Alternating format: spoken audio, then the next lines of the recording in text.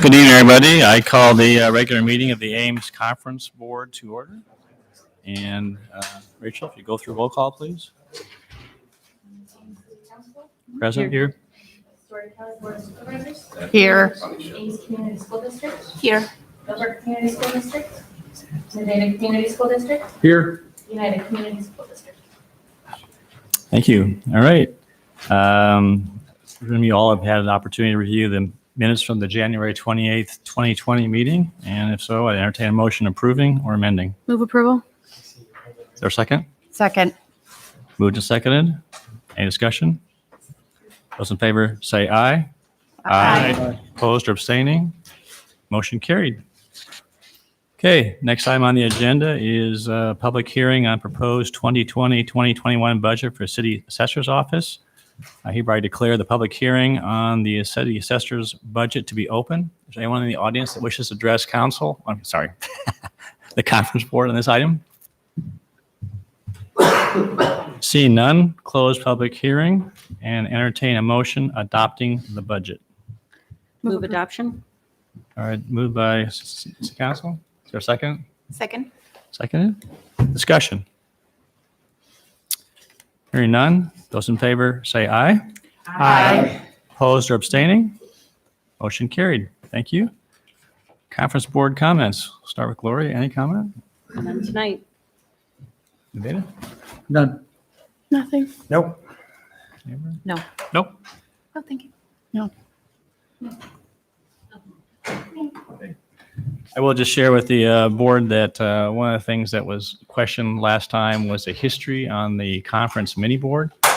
And I checked yesterday, and the assessor and the city clerk are working on assembling a written history. And they hope to have that done very shortly. And that will be sent out to all the conference board members as a follow-up to our discussion last time. All right. Otherwise, entertain a motion to adjourn. All right. Is there a second? Second. All right. We are adjourned. Thank you. Sorry I'm late. Thank you. I didn't mean to.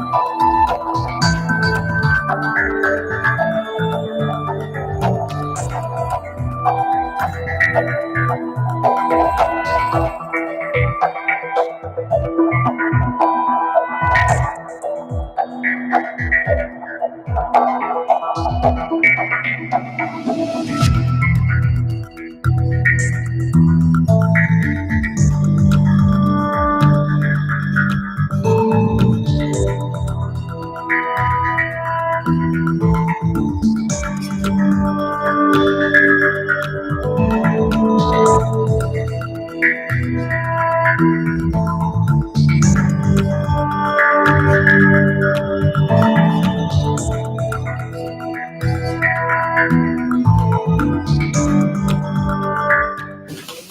evening. I call the regular meeting of the Ames City Council for February 25th to order. Good evening, Council. The first item on the agenda this evening is consent agenda. Does Council wish to pull any items tonight? Mayor, I'd like to pull item 17. Okay. Anything else?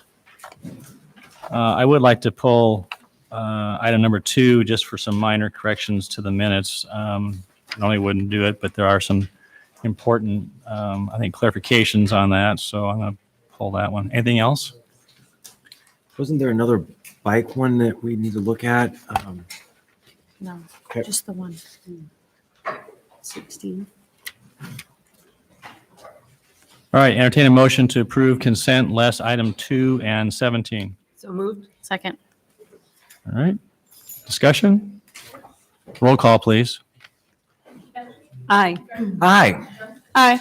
Aye. Aye. Aye. Okay, and under item 2, there's just a couple of items, and it's on page 4 of the minutes. Has to do with the CIP, and Councilmember Garten inquired about the use of a public restroom in the downtown plaza, and that was used twice. I think it should read inclusion of, just as a clarification. So I'd ask for a motion on that one. And then also on page 14, paragraph 2, second line, it says asking to be annexed in the south area of Highway 30. I think they should read area south of Highway 30 for clarity's sake. So I would entertain a motion to approve the minutes as amended. So moved. Second. Thank you. Those in favor say aye. Aye. Opposed? Motion carried. Item 17. Thank you. This is the asphalt pavement improvements for 14th and 15th Street. And we've had numerous public meetings, and we've had one-on-one meetings in conversation with the residents. With the Complete Streets policy, we have set kind of a financial limit that infills sidewalks. However, with this one being a lower cost mill and overlay, then we were continuing to work. We could have taken the approach of no sidewalks, but we did not take that approach. We were approaching it, where can we infill it? And this is going to be a challenge in a lot of very established neighborhoods with very large trees. And so it's been pretty adamant from some people that they don't want their big trees taken down. They don't want the impact, all of the loss of tree impacts, but then there's also some smaller trees that some residents say they've been growing for 20 years and would have to take out, or are a special species of trees that they've been intentionally growing. So we were really trying to balance the infill of sidewalk throughout the area. We've narrowed it. We've pulled it up against the curb in some area to try and get it infilled. But if you guys want to look at that in a different way and try and get some connectivity, just let us Okay. know. Questions for staff? So my concern was that we looked at this through a complete streets lens, but I didn't see anything about ADA requirements or how we're creating an accessible throughway on these streets, because we have those big gaps where there are no sidewalks on either north or south of the street. So what kind of obligation do we have under ADA to ensure that there is at least one side of the street that has a connection? So our obligation is to put in the ramps, the handicap ramps at the corners. There's no obligation unless we receive a specific request to infill the sidewalk. And we had the same encounter when we were working with Department of Justice Federal Highway up in some other neighborhoods, and they made that determination as well of making sure that, if we have a specific request, we accommodate that. Otherwise, put in the pedestrian ramps and at the intersections. And do those go even at those intersections where we aren't completing the sidewalk? We'll need to make sure that we put in the ramps So we're But- putting in the ramps to nowhere. nowhere, right?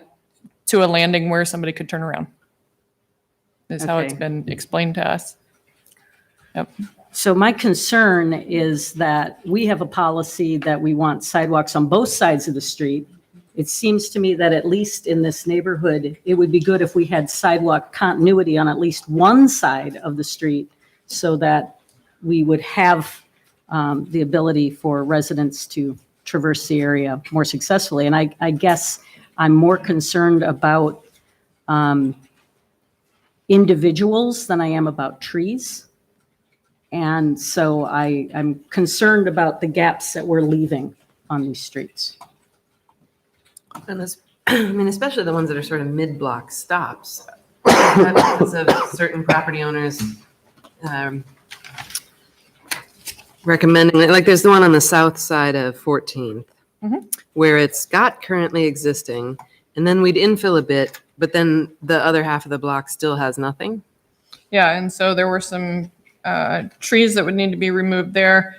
That's one instance where we did not get a response.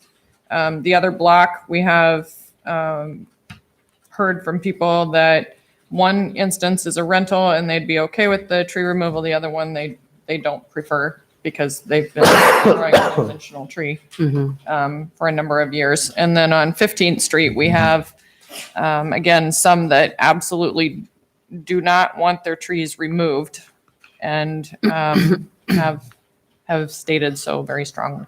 Sure. So I don't know whether you would want to take any kind of input. I think maybe there's. at Oh, least yeah, one citizen. I'm just waiting for council to finish their conversation, and Okay. I'll be inviting public input. Great. I do have a question here. Can you explain on 14th Street between Kellogg and Burnett, does the street go through there or is it does go through and then it stops at Burnett? Is that what happens? Yes. Okay. Any other questions for staff? When we take out trees for purposes of sidewalk, does the city then offer to plant replacement trees at a different location, maybe offset from the sidewalk? We can offer that. It's, if somebody is very passionate about their very large 4 diameter tree, we're going to be replacing it with a very small one that in their lifetime will not get that big. Okay. But yes, we can. Okay. I have one card here if someone who wants to address council. So Bob Folkman, Yeah, that's me. I Are- live on the are- corner would of would you 14th and Burnett. would you please come to the podium, please, and Oh. introduce yourself and your address, and then if you could try to limit your comments to 3 minutes or so, that'd be great. Thank you, Bob. My name's Bob Folkman. I live at 1326 Burnett, which is on the corner of 14th and Burnett. 14th tees at Burnett. There's no street going west. And I've lived there 43 years now. And the streets have never, this 14th Street has never had a sidewalk on either side. And there's not many people that walk that street, probably 4 or 5 in a week or less. Because the only people that use that street are dog walkers. There's no houses that face that street on 14th. And now they do have the ADA, I think they call it, sidewalks in because they put a water main from 16th down to 13th on Burnett. And so they redid the sidewalk on my side of the street and repositioned the fire hydrants. But the reason I guess I think the sidewalk is not necessary. The engineers have talked about Duff Park, and Duff Park really isn't much of a draw from where I live. The kids all want to go to Meeker because they have a much bigger playground, and it's all new. And Duff Park has only one set of swings. So dog walkers, of course, use the street a lot of times early in the morning. But I guess I would really hate to see a sidewalk on my side. I have a nice hedge that I consider a kind of like a privacy fence. And I really enjoy that, even though it can be a lot of work. But I don't know. I think it's just a waste of money to spend money on the sidewalks that won't be used very much. Plus, it'll quadruple the sidewalk that I have to shovel. It's 50-foot lots up there and 150-foot deep. So that's my thought. The one on the north side, of course, is opposed to, because he's got three, probably 36 to 48-inch trees in his property right in line with the sidewalk. So if you did put one in, it would have to be on my side, I suppose. I have a butternut tree that would have to be removed, and they're kind of a rare tree. So, any questions of me? All right. Thank you, Bob. Yeah. Anybody else in the audience wants to address council on this particular topic? I think I do. Okay. I'm not sure what to say. Would you, I'm Merlin Francook, 1424 Kellogg Avenue. I'm not sure what to say. I think if you wanted to talk about this, it shouldn't have been on the consent agenda, because anytime you start messing with people's property, they're going to get really upset. If you wanted to change from what staff recommended, you shouldn't have put it on a consent agenda. I wouldn't even know about this because I've decided to pull back from the city because of health issues. I can't continue to pay attention to the crap that goes on here the way I have. How many of you council members have been out there to look at this? I want to poll each of you, and you tell me if you've been out there or if you've talked to any neighbors. I think anytime you're mandating sidewalks, which I assume this must be being under consideration, I wouldn't know about this except Dean Sayers called me about 4:45. You have a problem with your internet or the computer. I wasn't able to access the action form at first. Finally, I did. I needed to walk our dog. My wife is sick. You know, I think actually this is probably on somewhat sketchy constitutional grounds. You know, if you're going to mess with property rights are fundamental rights. You can't just run roughshod over them because apparently somebody thinks this is a good idea. If you're going to mandate sidewalks, you have to be very, very careful, particularly if you're talking about established neighborhoods. Our house was built in 1910. If we put a sidewalk on the north side, are we supposed to hand cookies to the dog walkers as they go by out the window? You know, our house is about 32 feet from the curb, and I think there are some houses that are even closer to the curb than that. There's trees. Some of us have planted trees for a long time. Our yard once, when Ron Erickson was our neighbor for a while, he had a gentleman from at that point, I think it was still called the People's Republic of China, that looked at our yard and wanted to know if this was a park. The intersection at 15th and Kellogg is not controlled. I think it's the only intersection in this area that you're talking about redoing that's not controlled. So somebody doesn't think it's very much of a problem. You know, as the previous gentleman said, by and large, the walkers are dog walkers. Kellogg ends at 16th Street. If there are any kids, and there's very few children in the neighborhood that now go to Meeker, usually when it snows, the first footprints are the mailman's. And that's on 15th, and that's on Kellogg, which is used more. You know, I'm just at a loss. You know, I don't think you should. And furthermore, I think the idea that if you squeak, you may get better treatment than if you don't squeak is real tenuous when you're talking about mandating sidewalks. And I want each of you to say whether you've been out there to look at this and whether you've talked to anybody. Merlin, and okay. Thank you. I'll just want you to know that I am very unhappy how this transpired on a consent agenda. Thank you. And I think you should be ashamed of yourself. Anybody else want to address council? Tracy, is there a timing issue here? Or- Tim, let me close. Okay. Anybody else? Hearing none, we'll close public input. All right, go ahead, Tim. Is there a timing issue with this item? Well, we have two projects that are out for bid that would be typically an asphalt contractor would be looking, the majority is asphalt work. We typically like to get those bid here in the spring. We're seeing really high bids come in on some other projects, as you'll see later tonight. And so just timing of getting things out for bid. This is obviously the preferred time. So I would like to just address Merlin's concerns. This showed up on the consent agenda on Friday when the packet came out.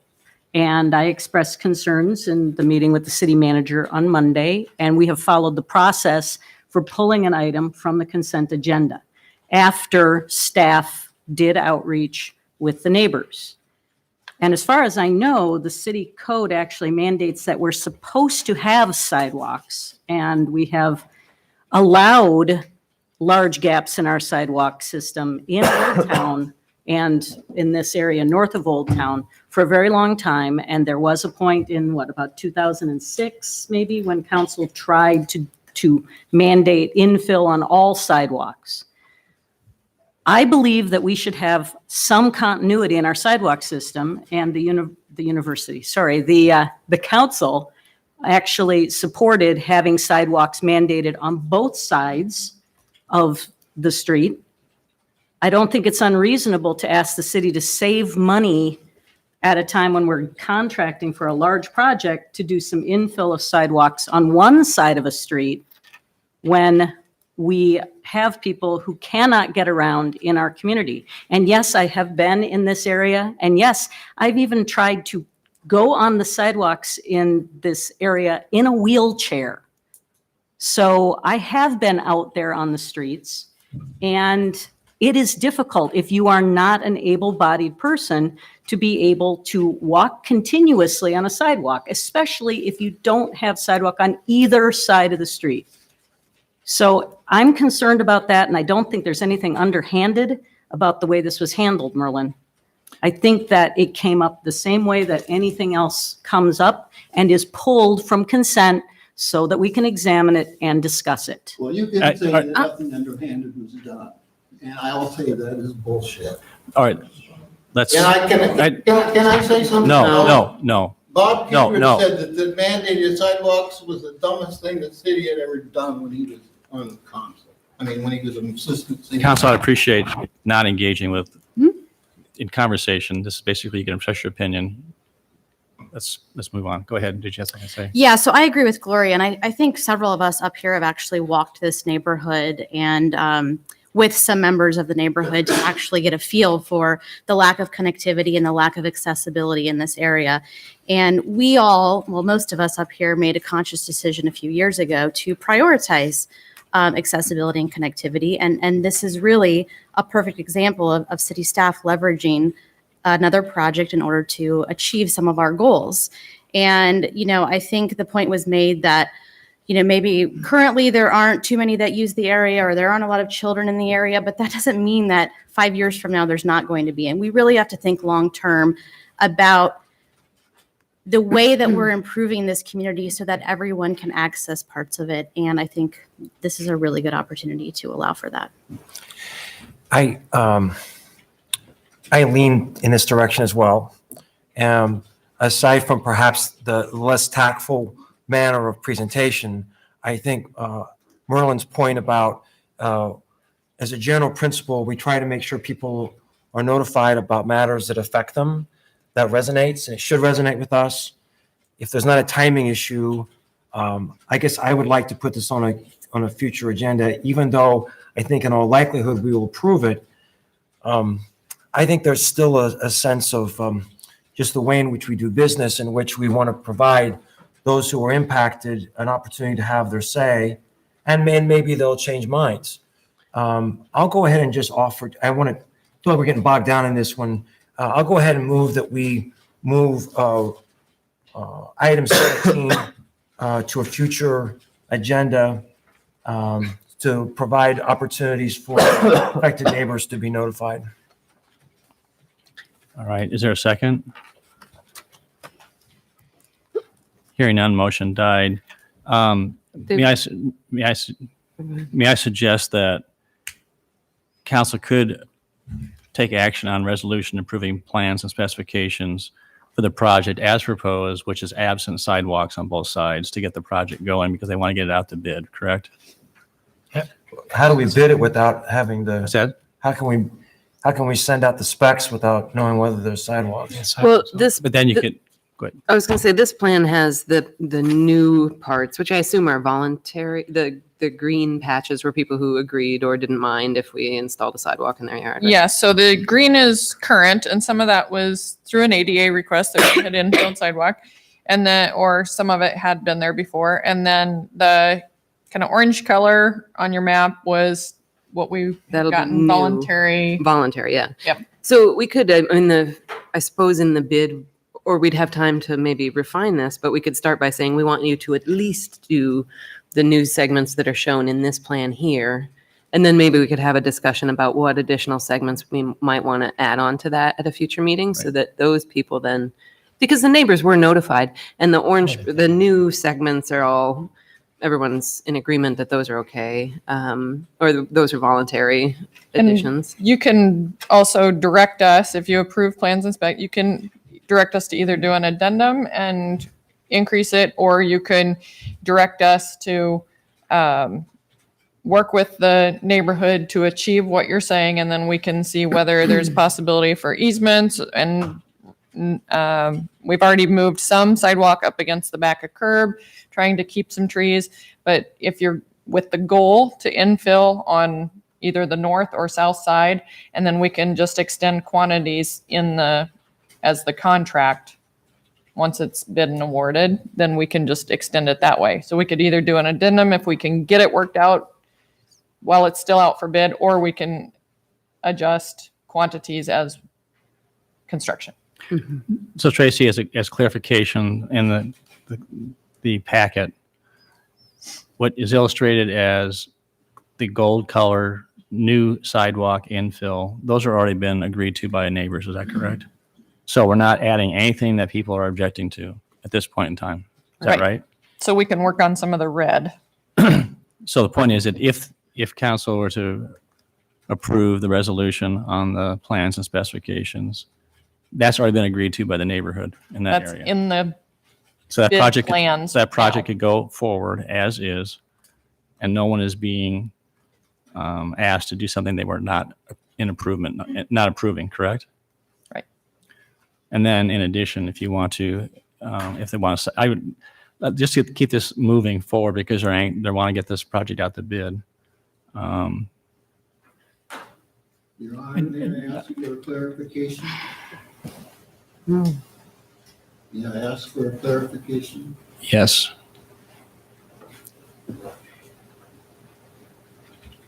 I would like to know if all the orange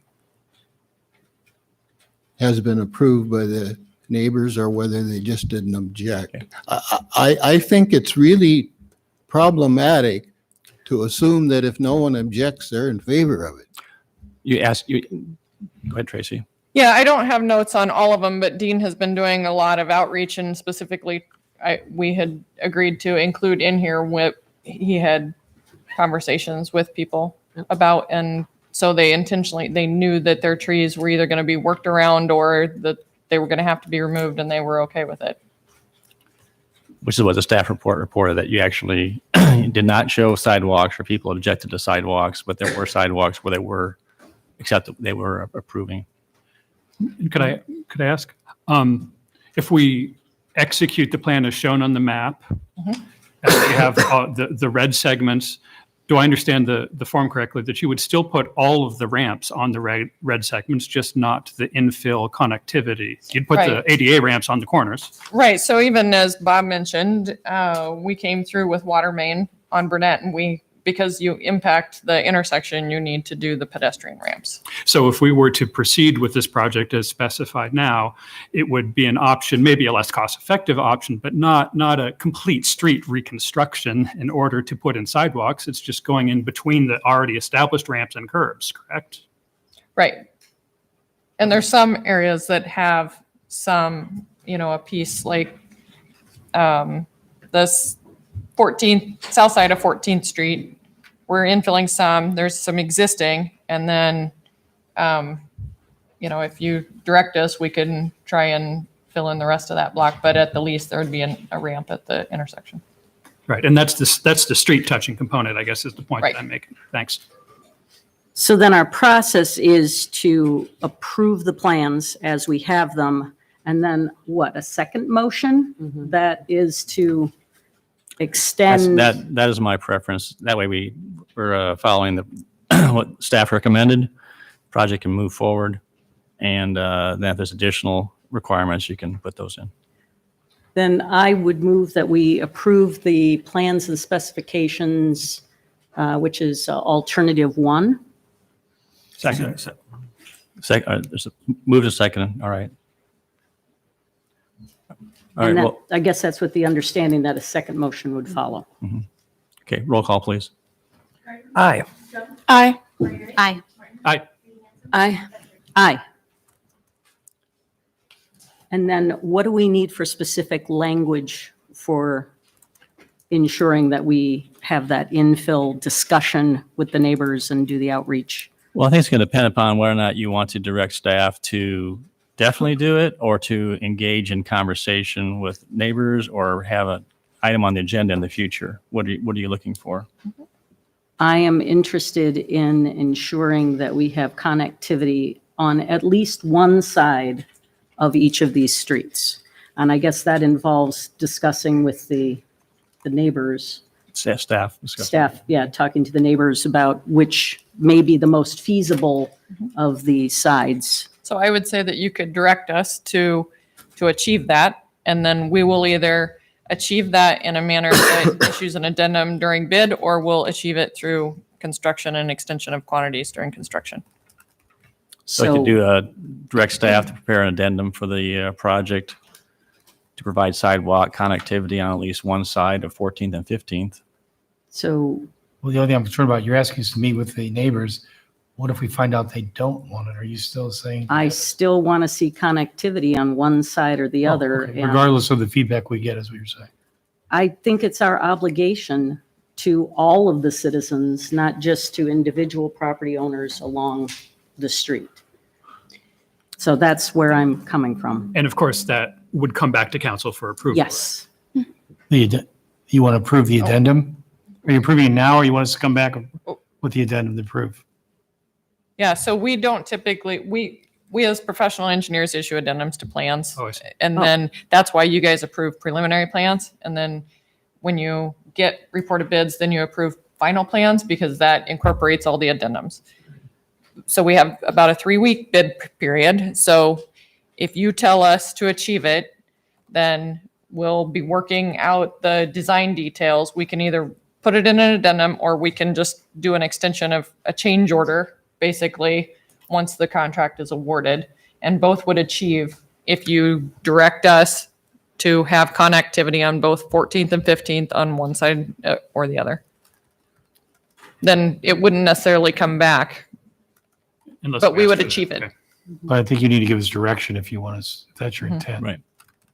So, Policy issues. so my motion would be that staff complete an addendum to achieve connectivity on at least one side of 14th and one side of 15th Within the project area. within the project area. Okay. And do I need to also include outreach to neighbors in that, or is that I assumed? think It's I assumed. think it's Okay. assumed. Is there a second Second. discussion? And so to clarify, if someone said they objected to the plan, my understanding is this is not going to come back to council, and their recourse would be to just contact the city council and express their concern. But there's no mechanism where we're going to be looking at this to vote it up or down. That's my I understanding. just want to make sure I read this correctly. Yeah, that's interesting. That's what I've objected to. You're approving the final plans essentially. We didn't All right, all right. find out about it. Are you really that dense, Gloria? Merlin, you're out of order. Please stop. Everyone understand the motion? Those in favor say aye. Aye. Opposed or abstaining? Nay. Motion carried.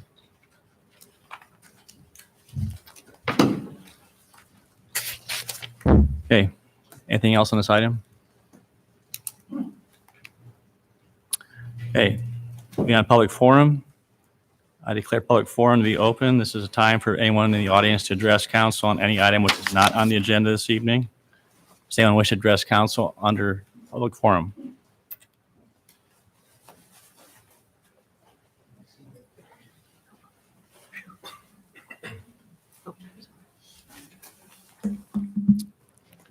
Please introduce yourself and your address Yep. and Hello. Brant Lemire, 5333 Tabor Drive, West Ames Sunset Ridge subdivision. Also, what I'm going to talk about is I also have property just a little bit west of there, 5615 West Lincoln Way.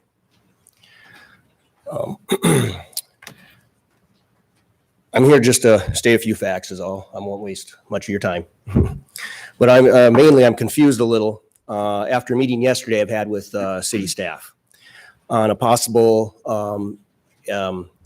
which has been recently put on hold, I guess, but it was voluntary annexation with possible involuntary annexation as well on such property in, I believe, the 5500 block to 5800 block along Lincoln Way, west of Sunset Ridge subdivision to the Boone and Story County line. That this 30 plus acres of this area has just recently changed ownership. And the process to request annexation of such until recently, like I just mentioned, was put on hold. To my understanding, city staff was to suggest a few options on such, on which of that were also going to be involuntary annex for parcels in that area of neighboring property. These parcels to be involuntary annexed are along Lincoln Way in the commercial suggested area of the land use plan, the urban fringe plan, and the 2040 plan that we're going through, I believe. So this project to be developed, to my understanding, is a type of residential and no plan at the commercial frontage part of that. And again, we don't know because it's been on hold and it's going to probably be reassessed and requested again. But my question to you is today, or not a question or a statement, Will, as we proceed on this. The only reason I know about such property, it just changed here recently, but I was also in communication with such brokers and whatnot of that. So that's why I went to city staff, and there's, we won't get into anything else like I said about that, but I asked you, council, when this subject does reach your chambers, you will consider maybe not exercising, the such involuntary annex proceedings at such time, just because of a majority part property of one party that requests, because there's still four other parcels that isn't part of that one party. And would also like to have the opportunity to entertain any discussions with staff as we go forward in this early proceedings. Because I understand if this wasn't put on hold, I understand that it would have been on the agenda today, and I wouldn't have known about it until after the agenda showed up on the website. I just by luck entered into a meeting with city staff and learned all this yesterday. And I understand the process of annexation, and annexation personally for me, it might be good in my situation. I'm trying to sell such property, and annexation city might be good at that. It's just, I don't know those details at this time. I want to, and I don't want to slow down because I know annexation is a timely process as well. So I wouldn't want to slow it down. I just want to be in the early conversations with staff if that could be possible. and knowing such. I guess that's the majority of that. And one more thing, I guess, in involuntary annexation, I've been a property owner of that such property for, 18, 17 plus years. And I remember dealing with staff off and on over the years. First time here on the podium, of course, but either way, it seems to my consensus from city staff and other people that City of Ames has been very proud of, in a way proud, I would use the word proud, I guess, of not involuntary annexing people. Of course, there's a reason for it at times, and there's always going to be somebody unhappy. We understand that. But I just, I was surprised that this came to my meeting yesterday, like I said, of the steps of involuntary annexation going so fast without even the local property owners know until after the next meeting when it goes to planning and zoning, I believe. But either way, that's, I just want to make that statement. Okay. Thank you. Anybody else?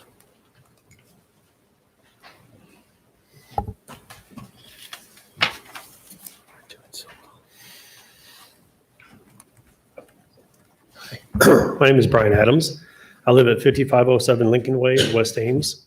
I've also been approached by Chuck Winkleblack offering to buy my property up because he bought the property up around me. And he's informed me of these 80-20 annex rules, that my property would probably be forcibly annexed, but the city utilities would be too far away, and so they did not provide city utilities to my property. And but he would not explain forced city annexation or what terms I would have to pay for if I were to be forcibly annexed in the city. And again, that's the only way we learned about this is through that. And he already showed us documentations that he's got prepped in planning for annexation, but there was never any public forum or none of the other neighbors know about this because it's not been told the people across the street. So I wasn't sure how this works because it seems different. Okay. Thank you. Anybody else? Mayor, just to clarify, if people would like to be notified about a future annexation, I mean, assuming they're in that area, they're going to be notified, but if they're not in the specific zone of annexation, can they request the city staff contact them? I would, Brant mentioned that he's been in contact with staff, so I presume that is actually going on right now. I didn't hear if Brian had been contacted by staff or not, but yes, I'd encourage you to contact, I think that'd be Kelly, Steve, the Director of Planning and Housing, and he can keep you, I would guess, apprised of what's going on, so. Chuck? Is the best public forum ever. Good evening, Chuck Winkleblack, 105 South 16th Street. We do like when we acquire properties and stuff, we try to contact the people in the neighborhood and let them know what's going on.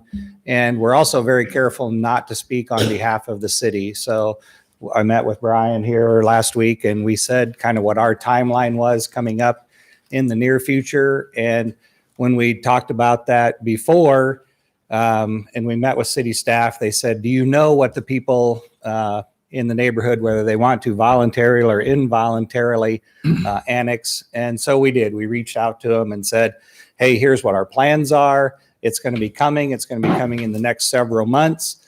And that, again, just careful so that I don't misspeak in what the city's rules, because I don't set the city rules. So we just said, hey, here it's coming. Are you interested or not?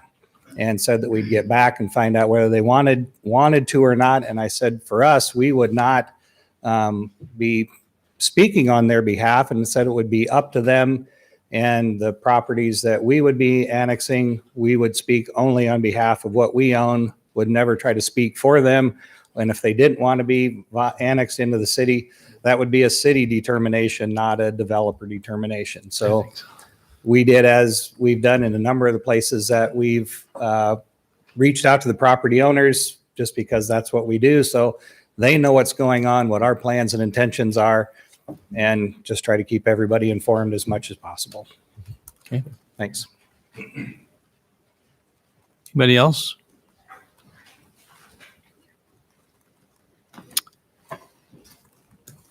Okay, seeing none, I'll close public forum. Kelly, can I put you on the spot, if I would, please? Can you just explain process we're going through? I just want to make sure that people understand there's no one, council or staff is not trying to pull a fast one on anybody. What the normal process is that we're going through, and actually council's not up to speed on all what's going on. I mean, I think we're aware that it was being I'm talked sure you have about. no idea what's going on because we don't have a complete application for an annexation. So what Chuck said is true. We've had the application was submitted. We visited with them about its status. It was determined to be incomplete. Therefore, it wasn't in a condition to forward you to the first step in the process. So in the meantime, apparently, Mr. Winkleblack's been in touch with the neighbors, and yes, I've spoken with Brant. I haven't spoken with Brian before. And at this point, like we do with all annexation applications, once it's complete, we know who's actually signed for the territory that's voluntarily asking to come into the city. We then bring it to you to say whether you want to proceed or not with the project. And if there's other territory that is required to be included or may reasonably need to be included to have boundaries line up per state code. Mm-hmm. And so we have not done those calculations yet. I couldn't tell you what our recommendations will be. And we're sitting on an incomplete application at this point. Can you explain the public notification process? Yeah, so since there is no process until council starts it, the notification doesn't happen until there's a complete application. And once you've agreed on what the territory is, then we know who to notice, and that kicks off the actual process, which includes both statutory requirements for notice as well as local requirements for a planning commission review of the meeting with notice, as well as a city council meeting review with notice prior to that. All told, that takes well over 3 months to go through those steps. There's no fast part of an annexation. Good, thanks. Yeah, thank you. I just want to, it's helpful to have a reset. And the fact is that council's not been aware of what's going on. And so Brian, if you get a hold of Kelly, he can keep you up to speed if you so desire. Okay, we'll move on to item 20. Staff report regarding 321 State Avenue subdivision concepts.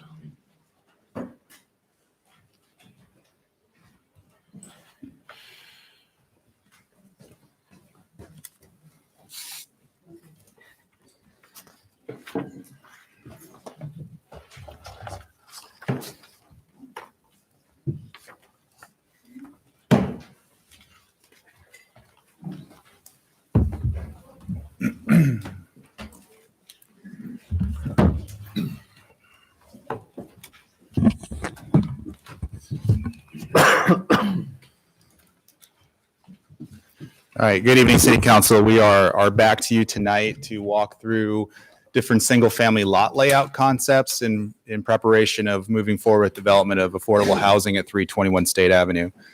So as we noted in the staff report, we're following through from direction in December, and also we hired the civil engineer, Civil Design Advantage, in January to prepare these concepts per the contract. And the direction we need tonight is to pick a preferred concept for single-family lot layouts. And there are 6 of those included in your packet, and we'll go over those very quickly with you. The other part we need to understand is what the percentage of affordable housing is that you expect on the project site. And as you're very well aware, because of the use of federal funds, a minimum of 51% have to meet the definition of affordable housing. With council's direction to consider multifamily housing through the LIHTC program for possibly part of this site, it gives you a little bit more flexibility on whether to presume a percentage from those units or to really do 51% of the single family as well as then the multifamily component. So staff has progressed, and it doesn't really affect the concepts, but staff is presuming that 51% of the single family lots would also be affordable housing. And as we've talked before, even those that aren't affordable housing, council will have some discretion to choose how those are priced and whether they're targeted to median income or fully market rate, or whether really market rate is median income anyways, are some factors that will come into this later on. So for the concepts, we think there's a couple of key points with each project design. The attachments highlight those for you. Some of the key parts are really what are you going to prioritize in terms of whether there's a high cost for the project, whether there is a concern about the lot layout or the flexibility with the different concepts. Sorry, I'm going to move.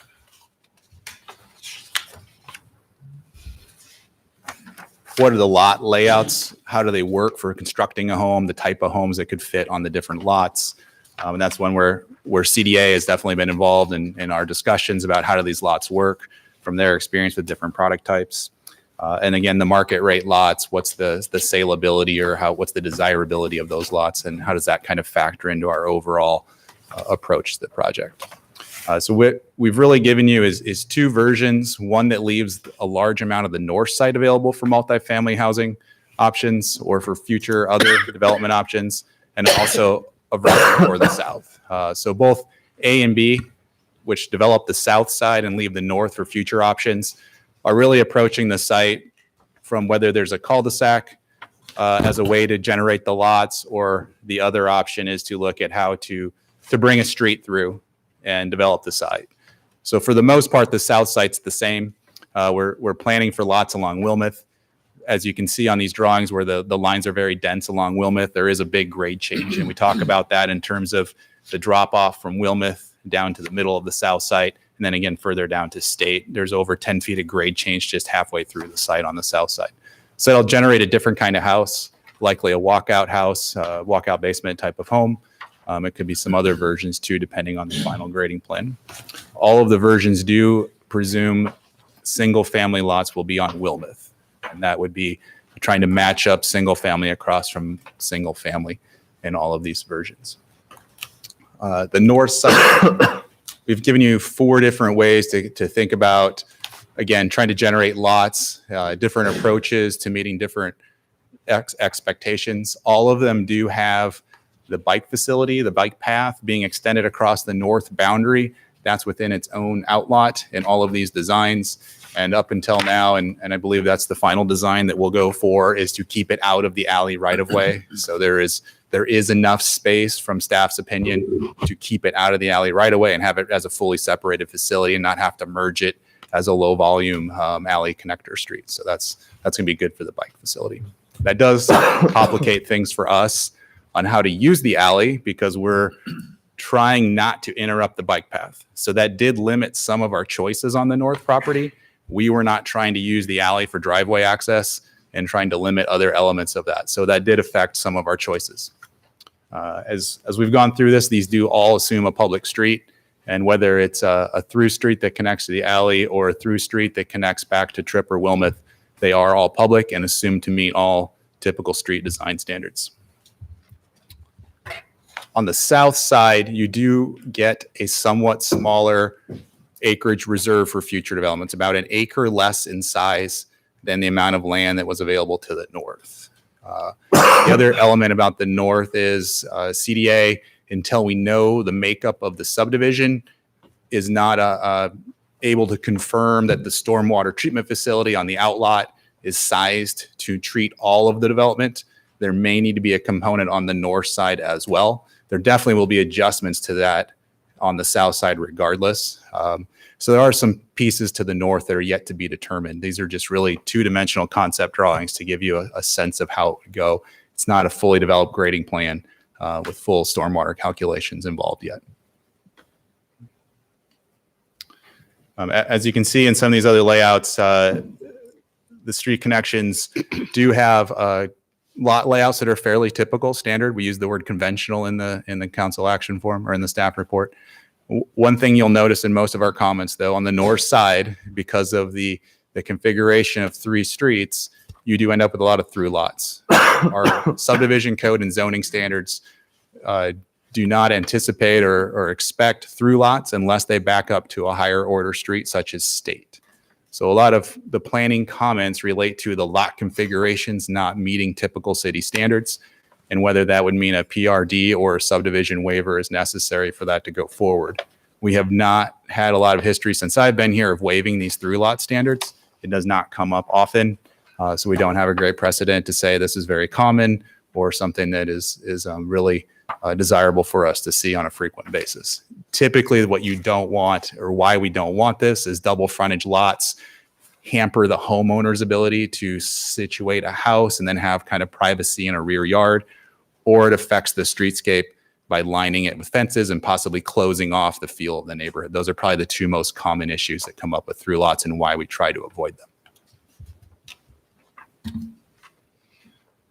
As we move through these, you can see that each one has tried to address a different issue, whether it's the through lots, whether it's the overall type of lot configurations, what's the total cost regarding the utilities and the streets. We've given you a breakdown to let you have at least a very preliminary level cost estimate to compare the different designs on both a total cost and a lot basis. And you should really only think of these as comparative, because the true cost estimate due to the level of design is not yet there. So it's not a certainty that they're at those price points.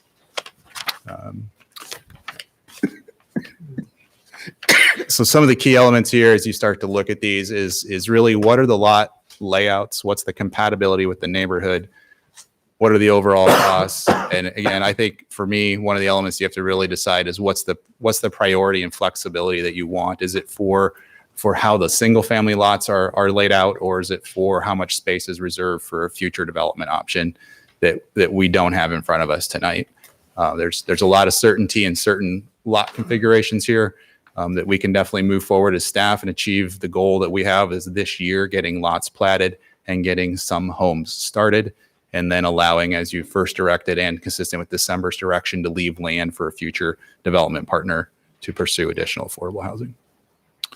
So we can walk through more lot layouts if you want. I think you have a summary. I know you have a summary in your report, so I'm sure you're well versed in what features we highlighted. And if you have questions for Justin or Vanessa or myself, we're here.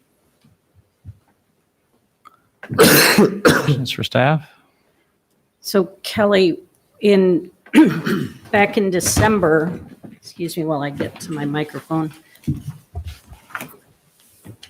Back in December, you said that you thought that it would not be possible to do multifamily on either side of Tripp Street if we also did the single family along Wilmuth, and that it was unlikely that we could do multifamily on the south side, that it was more likely we could accomplish it on the north side. Now, all of these seem to suggest that that outlot, whether it's left on the north or the south, could accommodate possibly multifamily. So my response then was probably more so about how flexible do we need to be to entice an affordable housing developer to look at a site and feel like they had options and hopefully be cost effective. I think when we've visited with CDA, we're pretty comfortable that if single family lots are on Wilmuth, there's enough land with what I am assuming council is interested in, which is a medium density or less level of apartment project. There's no reason that we're really talking about high density on this site. It's more of a medium density. So looking at it with CDA, there's more options the more land you have. I think I mentioned that in the report. If you're looking for smaller buildings, you need more space to get to a density that attracts a developer. If you're willing to look at more conventional scale of buildings, the smaller size on the south is also able to accomplish that. The other part was the stormwater. We don't know what the need is exactly, but CDA is comfortable that we can accomplish stormwater with the north part in combination with the south part, and it doesn't really have to affect the overall layout in any substantive way. So it's a little bit more of an informed opinion than in December, that if we went one of these routes, there's likely viable options for an affordable housing developer. And in December, you thought that to make it attractive to an affordable housing developer, there would have to be 40 to 50 units in multifamily. Has that number changed? I think the whole time I'm going forward with this, I would say you should assume some number that has the ability for someone to look at that and have choices of having an on-site manager, something where if they need more apartments to generate revenue to have on-site management, that's a choice. If it's smaller or fewer, then they probably don't have that option, and it might just limit who's able to look at it. I think there's a great variety in how affordable housing developers look at a project site through the LIHTC program. Some look at it for a longer term view. Some look at it as a development project and how they look at what the financial benefit of the different approaches changes what kind of product they want to look at. So we haven't had very much of an in-depth conversation with any potential developer about this property since December. Over the past 5 years, Vanessa and I have spoken on and off again with 5, 7, 8 different people that have asked us about the site. So we have some sense of different choices, but we've never seen anybody say, hey, I can do this at this price. Do you think it'll work? And with regard to the south side, I think there were some comments from neighbors about the potential flooding of the lots if we were to do construction that actually backs up to the creek. Is that something that's been talked about at all? I don't think in we have planning any this? concerns with that. The floodplain is on the south side of the site. We're aware of that. It'll be in a separate lot from the home sites.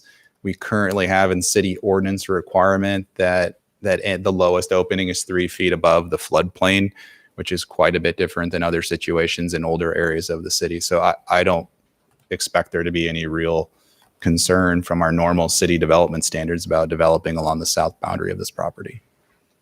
And one other question related to option, I think it's option C, where you mention new street requires paving of Manning Avenue to the north to Letty Street, not included in cost estimates. So could you indicate that on the map and maybe give us some idea of how that factors into how we understand the cost of that? So I think we did confirm late Friday from CDA that paving this part of Manning up to Letty was at some level in that number. Originally, I don't think I didn't understand it to be that way. So we did ask for follow-up on Friday from them and they confirmed it, but it doesn't necessarily include the paving of the alley itself. So as we looked at this, normal city expectations would be that if you can't just dead end a street, you need to complete the street. Or have a cul-de-sac. Well, in this case, the Manning right-of-way exists. So instead of a cul-de-sac, you would pay to complete the street to Letty, which is another couple hundred feet of paving, which is really an unused right-of-way right now. People obviously have their stuff on it, but it's not in any way a road of any substance right now. So those are some of the other issues that kept coming up. When you look at the north site, if you use the alley, if you use Manning, it triggers an improvement obligation.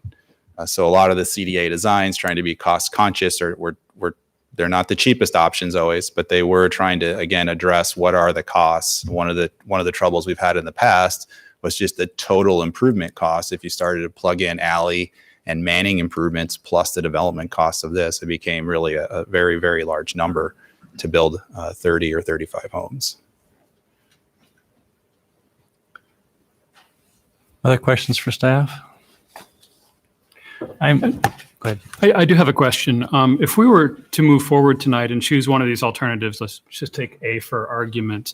A has the blank space on the north side of Tripp that could be used for multifamily apartments or, whatever ultimately happens with that space. I think one of the things that we'll have to discuss tonight is really whether we're going to move forward with gusto on the multifamily apartments there or not. But until we have that discussion, based on the direction the council has given you so far, what would you do if we just chose something like A, leaving a blank space for other uses going forward? Is that what's your next step in order to develop the unspecified part of the map? I think what we outlined in response to that direction was that we would want to be out in front of the LIHTC schedule. And if you remember, right now, IFA is working on taking applications in March. So we said March 2020 was too fast. So March 2021 is we're assuming is that deadline. We think the city council would need to have a discussion about their expectations for the reserved area this summer so that we can put an RFP together that's knowledgeable for developers to respond back to what councils want and give us plenty of time to work with the selected developer or to work with different ideas to make sure it's what we're trying to get and have a comfortable application period with IFA. So the summer means the end of June, perhaps? I would say June would be the earliest. Yeah. What we really need to do from tonight, once you pick the single family lots, CDA is going to immediately turn around, prepare the actual preliminary plat, final plat, and improvement plans. Because what we need to do is get this out to bid late spring, early summer. I don't remember in the schedule. Did we have out in May? Was that Vanessa what it is? So we want to have 60 days from tonight, have this back and ready to go out to bid, which is a tight turnaround. And then we'll be able to, while that's out to bid, then we can start to focus on that other part of the site. I have just a couple questions. So just as a reminder, Vanessa, we had talked about the single family homes having a restrictive covenant that the properties would be owner occupied. Is that still sort of one of the working presumptions that we have? Certainly. Where we outlined to use our home money for the home construction, and they definitely have recapture and resell restrictions that we would apply, and then we can also expand those as we choose. Okay. And then one of the things that I think is important that was not addressed in the materials, could you speak just broadly to the challenges that you have and you see in terms of low income rental housing in Ames, just to give us can you give us a couple sentences on the macro need for low income housing for rental in Ames? Certainly, when we prepared our consolidated plan this last year, one of the requirements of HUD is that we have to look at our housing needs assessments. And as a result of the data provided by HUD through the CHAS data and the ACS data, and also through our fair housing impediment study and our own data, there was a definite housing gap analysis that showed those extremely low income renters are in need of rental housing that they can afford. Also, we looked at also the availability of the number of HUD subsidized housing units in the community. And of the HUD ones, there are about 233 units. And of the tax credits, we have about 497. And then of our Section 8 program, we only have about 221 Section 8 units in the community. And through our analysis, we anticipated that we had just over 5,000 units that were not available to low income, but that includes students. So you have to subtract that number down from students. And these were not affordable to households with incomes with 50% or less of the median income. So I'm having difficulty following this. So is there a way to quantify to say that today we are short so many units of affordable housing rental? It's hard to say what that number is Okay. because that data was back in 2017, so we're 2020. But based on the number of subsidized housing that we have, we can definitely see there's a gap for those available who are low and moderate income. Okay. We haven't added any new subsidized housing since the last, Laverne other Apartments than, yeah, was built in 2010. Right. So that was the last tax credit apartment. There hasn't been any subsidized housing built. And then again, we have the Section 8 program so. And then maybe this is in the action report, but I'm having trouble finding it. We had looked at the subsidy per unit when we were looking at all single family properties. We were looking at that subsidy at somewhere around $75,000 to $90,000 per unit. Could you help us think through, is that subsidy reflected in here? If we were trying to find out if we go with the multi-family rental, how does that change the calculus in terms of the subsidy that's required on the rest of the units? Does that question make sense? It does. That number was kind of the all-in number for your subsidized infrastructure plus assumptions on down payment assistance or reduced recapture from the sale of the home. So that number actually, while it varies quite a bit, because we don't know right now what the cost of construction is. I think our estimates were at the high end. You should assume it's going to cost over $200,000 to produce the house, but we don't know if the household buying it can afford 170 or 140 or 130 or what those numbers are. I think what we can say is the infrastructure numbers are very similar to the past. It's going to be that same question about what's it cost to make a for sale home affordable to an individual household that is yet to be identified. But I apologize. Maybe I was in a misunderstanding. I thought that by adding the rental housing, multifamily, that would create an advantage in terms of driving down in some way the amount of subsidy for the single family lots. I think for the single family lots, only if you're able to sell the land to the affordable housing developer and reap revenue off of that, which may be possible. We don't know if the city has to give away the future land or not to entice an affordable housing developer. So we don't know if there's revenue from that side. It's definitely lowering the absolute cost. That was one other issue we had, was not just the per unit subsidy. Thank you. But we had a number that was approaching 1.7 and $2 million, which was multi-year programming and focused only on one thing to get here. So in this case, we're definitely saying the total's less, but the infrastructure seems to be coming out, which shouldn't shock anybody. They're very similar designs to be about the same, but we're not able to predict that revenue side. We don't know what we're selling necessarily the market rate lots for. The other part is, if you talk about total units produced, then you're definitely less per unit because you're getting more units. But I don't know that that's a fair comparison. Your total cost per unit, once you factor in the apartments, is absolutely less per unit, but doesn't necessarily make the single family lots any cheaper. Okay. And the money that's being used for this subsidy, this is a combination of home and CDBG. This is not taxpayer dollars. Am I saying that correctly? Correct. We're using all of our federal funds, our CDBG and home funds. Okay. We're also using GEO bonds. And the GEO bond for the infrastructure. Okay, that's right. As our local match for home. And then final question. I looked at these different options and I found myself very ill-equipped as I don't have this in my wheelhouse. I examine abstracts, but I don't make decisions with respect to layouts. And I can't speak for the rest of council, but I found myself grossly inadequate to try to work through these. I feel very much like a layman. I would find great value if we're going to ask the market to buy these lots and develop them. It seems reasonable that we would ask developers and realtors for feedback from among these designs for which of them would seem more attractive to the market. I don't think they're necessarily the same. They're interchangeable. There may be some input that we would benefit from.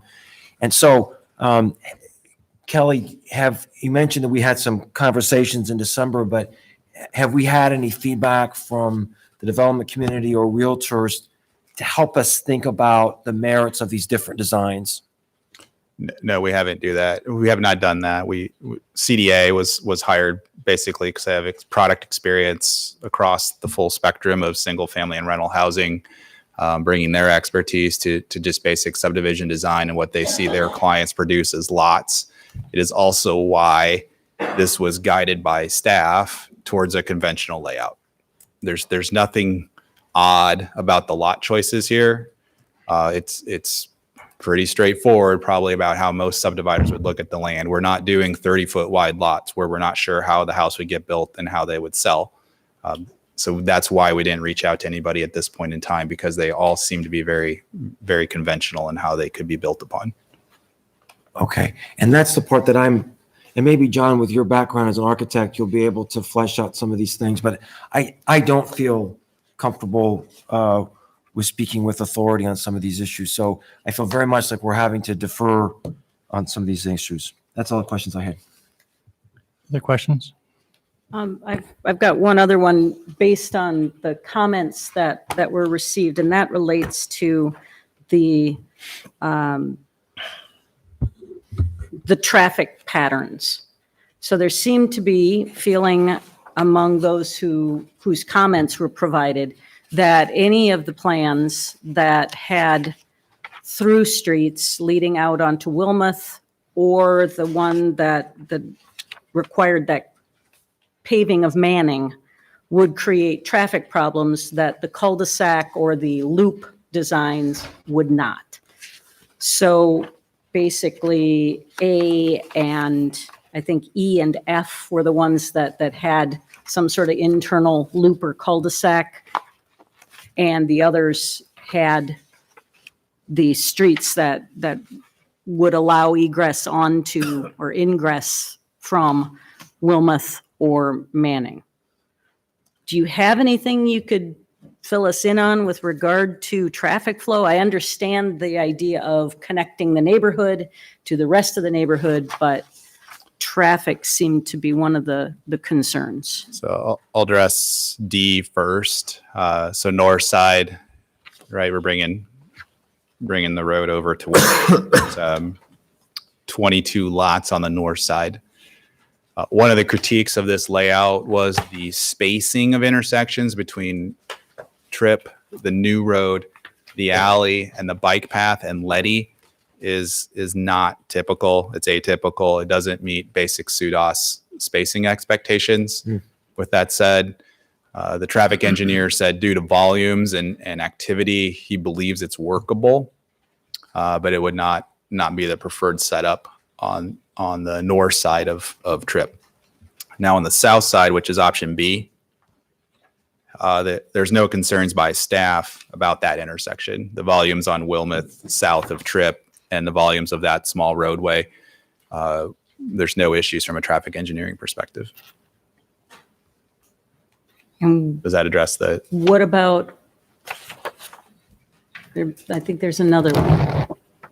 So B and D, C The one going, is the one that has the Manning connection. that one. Again, there's no volume capacity concern from the traffic engineer, which would mean the total development would generate so much traffic that there would be a deficient capacity or operation of the roadway system from development of this property. It was the spacing that he was primarily looking at, or not what he just looked at, but what he said didn't meet expectations of SUDAS. So this option would, it would change that block to the north because no one really drives on that now, but there's not really necessarily a reason to drive to Letty to leave here either. So I don't believe there's a high volume of traffic that would come from this. I just had one last question. Can you remind me or us how long time-wise, like how many lots do we plan to develop a year? You mean as far as building a single family home? Yeah, the single family home. If we proceed with doing the lots along Wilmouth, we're hoping that we can, as a developer, just kickstart. I think we talked about doing maybe 2 to 3 homes and then making the other lots available for sale. Sure. So then the timing might go a little faster. Once we do that. Okay. And I think in the next item where we talk about the annual action plan, there's what's the number set aside in home, Vanessa? I have 2 quick questions in regards to the affordability. If we decide tonight to just make the single family percentage 51%, just to be conservative and meet the standard requirement, can we go back and adjust that if the proposed multifamily project helps increase that percentage and we find challenges in selling the affordable single family homes? Well, I guess that, You're saying that once the apartments are constructed, and if not all single family lots are done, Right. can the percentage be massaged? Yes. To be 51% overall? Right, because if the apartments make us well over, if we're at 65 or 70%, and we have lots that we're having difficulty selling, can we go back and adjust? As that? long as we made that 51%, I think we're fine. Okay. And if we haven't sold all the lots by then yes, it's certainly that's a And then possibility. I think I know the answer to this question already, but because we know that there are sometimes challenges with selling, if we were to decide on a higher percentage of affordable single-family homes, and we know that there's sometimes challenges getting qualified buyers for those at the 80% level, are we able to reserve some of the properties for, say, 80 to 110% of AMI, or something that still achieves that goal of maybe affordable workforce type housing, but that doesn't meet the 80% standard? Yeah, we certainly can set what we call the market rate lots at anything at 81 to 100. Okay. There's nothing to say we can't set that price range that we want to sell those lots for people in that price range. And when we're talking about the 51%, is that only for owner occupied housing, or is that also including rental housing if we were to do single family rental? It would include all of that. It's per unit. Kelly, I was a little surprised by the narrowness of the lots. I presume that you're going to have like a 6 or 9 foot setback on one side yard, and what are you going to have for setbacks on both sides for side yards? So if it was RL, so the likelihood is it'd be treated as RL lots, regardless of whether we end up at a PRD or not. So PRD could reduce the side yard, but a 1-story RL home is 6 foot side yard setbacks. How much? 6 on each side. On each side now? Because I was just looking at on Beacon and just looking at some of the surrounding, properties, and none of them are 50 foot wide. There's like, they start at like 60 feet. And I was just wondering how that width was determined. I understand there's a desire to try and get enough, but if we're trying to sell some market rate lots, I'm assuming they're going to want attached garages. And by the time you have a garage, it's even 22, 24 feet wide. There's not much space left when you get the 2 setbacks. And so I was just curious, can you just comment on that in terms of how CDA came up with those widths? Because it just seems they're long and narrow, and especially the ones that are, the ones with walkout basements. I mean, I'm trying to think how they're going to get a garage. The garage is going to have to be out there in front and attached. So, yeah. So on B, it's very possible that we might lose a lot on Wilmouth because of the lot dimensions, and basically what you're talking about, Mr. Mayor, is the proportion of the house, the amount of front door versus garage is going to be 70% garage door and 30% house on those really, really narrow lots. So we were discussing on South Wilmot maybe losing a lot so that we could get that percentage better. Of course, that changes the yield and changes the numbers and makes it more expensive. But in general, when they got to 50, I think especially these lots on Wilmouth are the ones that concern us too. It was really what's the spacing that fit that block. We didn't tell them to get 8 lots there. We could easily go down to 7 or something that's more comfortable to change the appearance of the future home. This is the kind of thing that I'm concerned about, getting feedback from the real estate community. yeah, I don't, certainly we don't want to micromanage, just say, hey, we want to have them to be. Well, I think you are being asked to do that. So, I mean, the 50-foot lot, just as you said, I mean, if you're going to think, I don't think we're presuming that we're building 2-car garages for every house. That might be an addition that someone else has to do in the future. That might not be in the base price.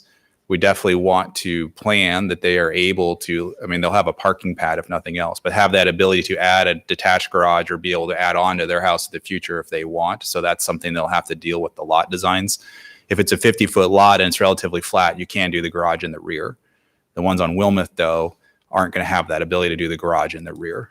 So that's the difference on Wilmouth versus some of the other lot patterns. Well, what I'm a little confused is that I thought half of these were going to be market rate, and I'm just trying to think, is this marketable on the narrowness?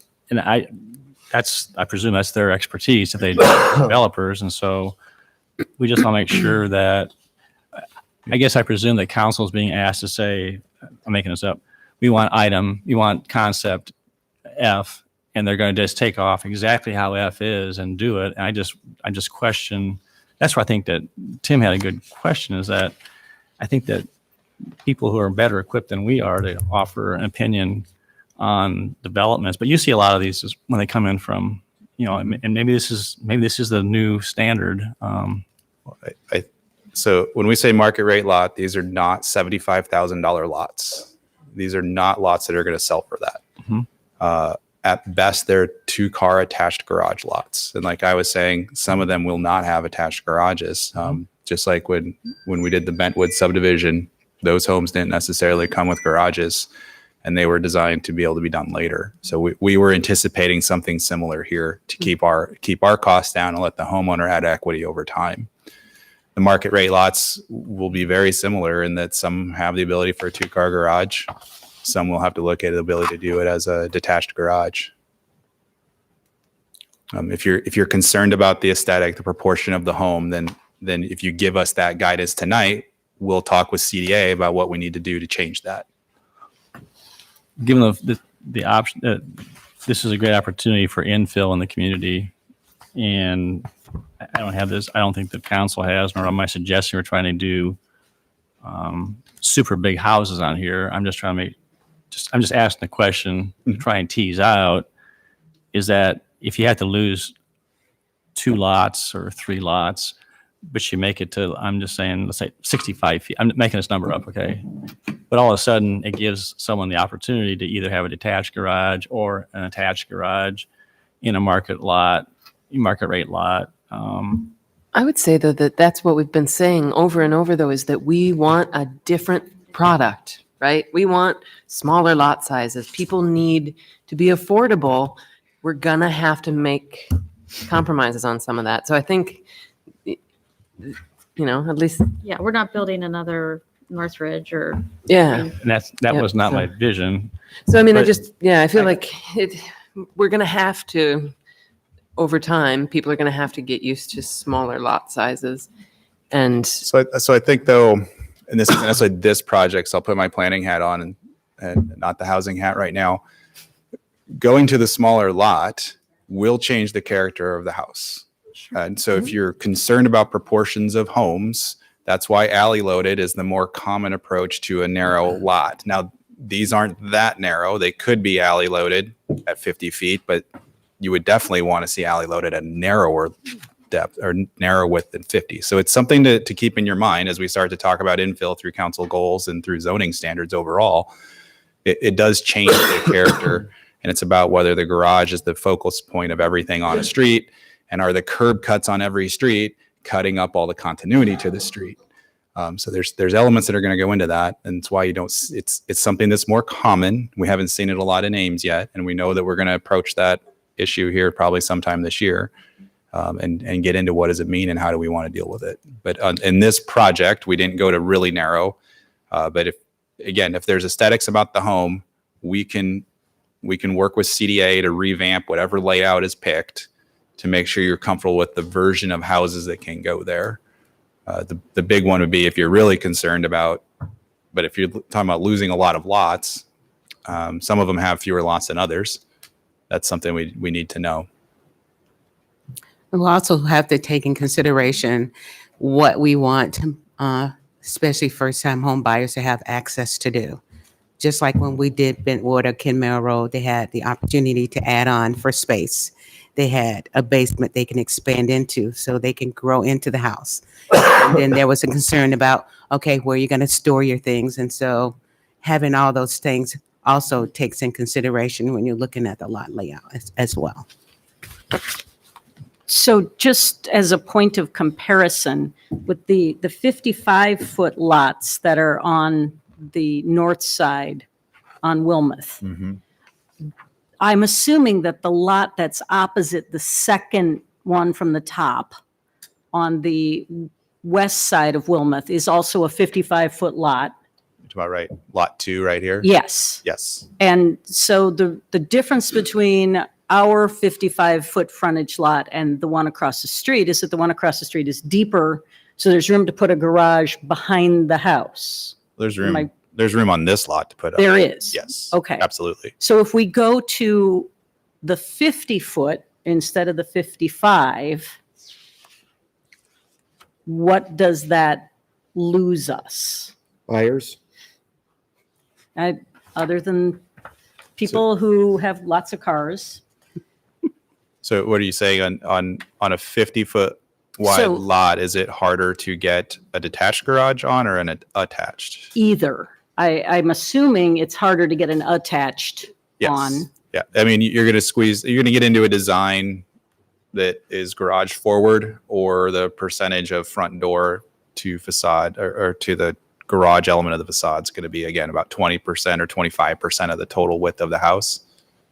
I'm just working through that. If it's detached, then it's going to look just like it does across the street. So if you're looking at these homes where the garage is behind, if it's a detached garage and there is room to do that, then the front of the home and their home will look just like everything else out there. And all of those lots would have room for that garage add-on if people wanted to do that, as far as percentage coverage of the lot goes. We believe so. When we were looking at this too, again, we haven't decided if it's a PRD or RL or RM or whatever the combination is until we know exactly where we're going with the lots. But when we were Justin was looking at that today, and we factored in some lot coverages, it appears that it can meet RL standards. The only places that I am concerned about how a detached garage would work is south of Tripp. On the north side, I have no concerns that we can build a pretty typical home and have an opportunity for a detached garage if people want it. And so what's the difference with the ones on the south? They have the same depth. Is it It's the grade. grade? Okay. The cost to build up the lot to have a flat pad for the garage would be considerable. Okay. Open up public input. We have several people that want. Can I do one last thing before that? Okay. I just want to start by acknowledging, I think, what's the elephant in the room here, and that's the question of doing apartments on the site at all, given the history of the site. And I think we at least, we have to acknowledge that this is complex history, that there were many years where council was fighting to prevent rentals from being on the site in cooperation with the neighbors. And that now we're in a place where in January, the council changed direction about this. I think for good reasons. I think the intent has been good here. However, it was a change in direction expressed then. This is the first council meeting where the public has been able to address council on this topic following the staff's outreach to them about what this might have meant. And I've had a lot of communications with people, both over email and by meeting with people. And I think we have to understand that we're going to hear some feedback here about that. That not everyone is looking at it the same way. And I think what I've learned from my communications with people is that I don't think we're communicating that well. That is, council to the neighborhood in particular I don't have a lot of evidence that we're really understanding each other at this moment. I think that ultimately we all do want to understand each other on this. And I really hope that we, council, can figure out a way to take these next months before we mentioned a summer meeting where we would drill into more detail about what it would mean to do with the sort of blank areas of these maps. I really hope that we can take those months to figure out how to communicate with the neighbors and residents to determine both sort of whether we can agree on a way to use that space to help everyone in our community, whether that's possible, and if so, how we can do it. But I think we'll have to work on that. We can't just, assume that's going to just happen by osmosis. So I want to put that on the table. I think it would be appropriate to do something. I think maybe even a council workshop where we talk more specifically about the need in our community and how a low-income apartment construction of some sort or rental units, maybe they're attached, not multi-story, but attached townhomes. I don't know, but how those different modes of of living might be different than what council was fighting with the neighborhood against in the previous years, because I think there are some differences, and we haven't articulated that very well. So I put that up for council. Are there any reactions to that? I agree with what you're saying, David. And actually, I went back and I reviewed our December 17th meeting, which was a long discussion. And our motion at the time regarding, Tim's motion actually, regarding adding multifamily and creating the opportunity to seek a LIHTC developer was not a mandate that that be done, but rather that we add that to the options that we already had discussed. So I take that to mean that we do have room to continue this discussion with the residents and with the council and the staff in light of our goals and the possibility of having a more flexible approach to what we do at the outlot, whichever one ends up being the outlot.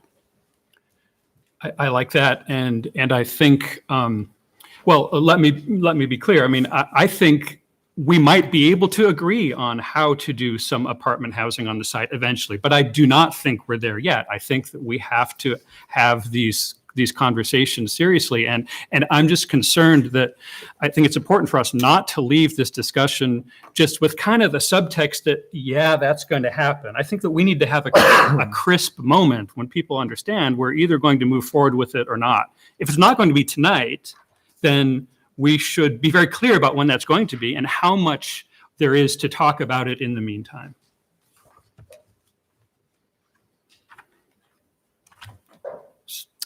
Okay. Very good. All right. Going to open up public comment. I have 3 cards here tonight. There may be others that want to address council, and if everyone could limit their comments to 3 minutes or less, it'd be appreciated. But we'll start with Ted. Sorry, Ted. I'm sorry. Is it? That's okay. Is it Hyatt or Hewitt? My apologies. That's fine. I didn't choose the spelling. Introduce yourself and your address, Ted. And my name's Ted Hewitt. As you just heard, my address is 3025 Evergreen Circle in Ames. I am the board president of Story County Community Housing, and I'm not here to particularly advocate for one or the other model, but I wanted to make a quick case for including the nonprofits, the local nonprofits, in the continued development of this area that I think both Story County Housing and Habitat and other nonprofits might have some input into some of these areas. And I'd like to make a brief case for the land trust model. We have currently 6 land trust houses in Ames where Story County Housing owns the land and we sold the house. And much like a condominium or a townhouse, but that lowers the price of the house for a low-income home buyer. And it also includes a shared equity model where the increase in the market price, if they want to sell the house, is divided between the homeowner and the land trust. And that way you lower the cost of the house as they sell it to try and maintain affordability. So it provides both of those kind of things. And so we are involved in land trusts, and the Fannie Mae, the federal outfit that buys secondary mortgages, has just again started to buy land trust mortgages and advocated for land trusts across the country. And so there is an opportunity for that model. I would also, on another thing, would like to also advocate for maybe some other kinds of things, as David Martin suggested, possibly townhouses or something such as that. Again, following the land trust model where you have connected houses, but then much like a townhouse, the land trust or some other entity would own the land, and thus lowering the price for family to move in and thus providing more affordability. So I basically want to say it would be nice if our experience and our interest in affordable housing would be included as we go through this process. Thank you. Thank you, Ted. Terry Potter?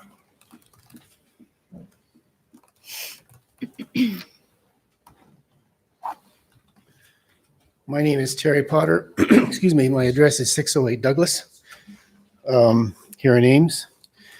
I'm here on behalf of Amos and Mid-Iowa Organizing Strategy. I think we've talked to you many times in the past.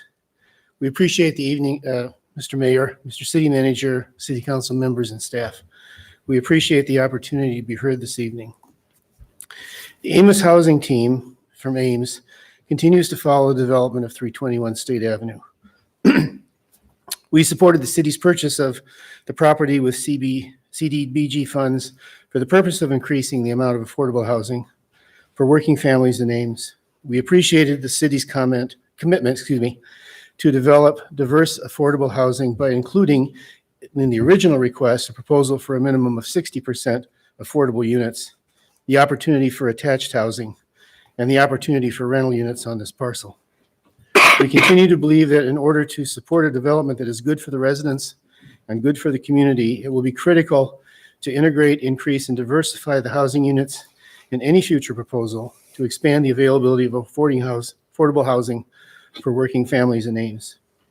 We would like to reiterate our position as we communicated to this council on February 22nd, 2018, which is to integrate affordable units with market rate units, to increase the number of available units by incorporating attached housing or multifamily housing to reduce prices, create more affordable units, and to reduce environmental impact, and to diversify the occupancy model to ensure that some affordable housing units are available to working families below the 80% area median income threshold. On behalf of the entire Amos Housing Team, thank you. Thank you, Terry. Tony Remy?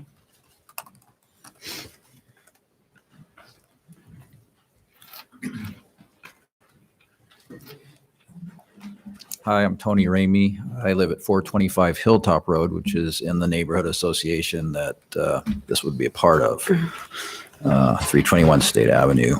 I feel like I'm shooting at a moving target on this business, but I will take a shot at it anyway. Originally, as you've already stated, this was zoned to be residential low with the idea that it would be single-family dwellings throughout. It even brought a lawsuit upon the city in order to do that, as I recall. And that eventually got worked out in part by buying this property, the city buying it. So my hope is that it'll stay that way. So, for example, the concepts we've looked at tonight, I'd like to see the south part of A and the north part of F hybridized to make a monoculture of single-family dwellings. And that would be not only single-family, but owner-occupied. As I've listened to the discussion, I realize that would be exceedingly difficult to achieve. It's going to be enough of a challenge to achieve any paradigm from what I'm hearing. So I feel your pain. I also feel the pain of our neighborhood association in that we feel like we've been sort of fighting this battle since, I think, 2013, when Breckenridge first approached and wanted to buy all three parcels. And it seems like the players have changed, but the issues are still the same as far as, is there going to be rentals or are there going to be single-family dwellings or some combination thereof? Another component of it is LIHTC funds, which require that it be rental housing.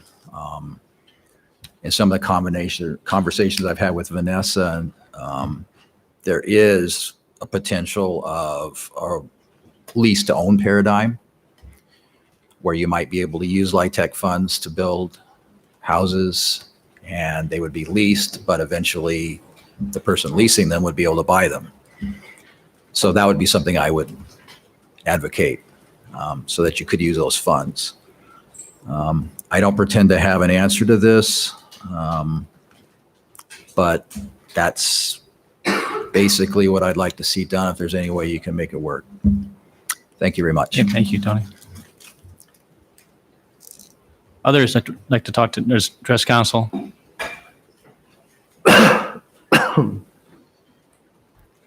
Tom, I'll call you next. Yeah, I'll set up your poster.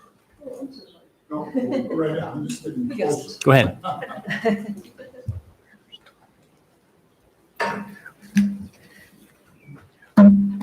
Good evening. My name is Julia Sager. Tony's my next door neighbor. I live at 429 Hilltop. Thanks for the snow shoveling, Tony. Anyway, I actually want to talk, I'm relatively new to the neighborhood. I've only lived there 7 years. So I actually don't know some of the old back history of all of this. But I will say that as I hear everyone looking and looking and looking for an answer that will make everybody, if not happy, at least, moderately so. The one thing that I haven't heard that I'm really interested in seeing is, I kind of like the idea of cluster housing or cottage housing on this site. And the reason I feel kind of strongly that this might be a really good place to try that, and I understand that that would require some zoning changes, because as I understand our current zoning, you can't do it. But the thing is, cottage housing is designed to be walkable and neighborhood centric, and it puts more people, more units on a smaller area. Well, to me, hypothetically speaking, the north side of this plot would be ideal for that, because it's already a reasonable walk to Campus Town and shopping there, a reasonable walk the other way. We have good bus service handy by, it doesn't take very much. And I kind of feel as if it would be a good fit. It would small units for small families or singles or older people wouldn't necessarily carry all the very, very many cars associated with it. And so you could cluster the parking, you could cluster a common area, you could put a community room there to encourage community amongst the residents. And if you go to the cottage model, you can get a number of units there, make them more affordable per each. And I feel like those might be very attractive to, hypothetically speaking, parents whose students are going to be at Iowa State for 4 years. They might be inclined to buy a small place and let their student live there for 4 years and then cycle it to the next incoming freshman class. And also, again, elderly folks that don't need 2,000 square foot of house and a lawn to mow anymore. So while I was thinking about it, I did look, and Brevard, North Carolina has a LIHTC development that's cottage housing development targeted for seniors, 62 and older, affordable housing. And I just thought I'd sort of throw that out on the table. So Thank you. thanks. Tom?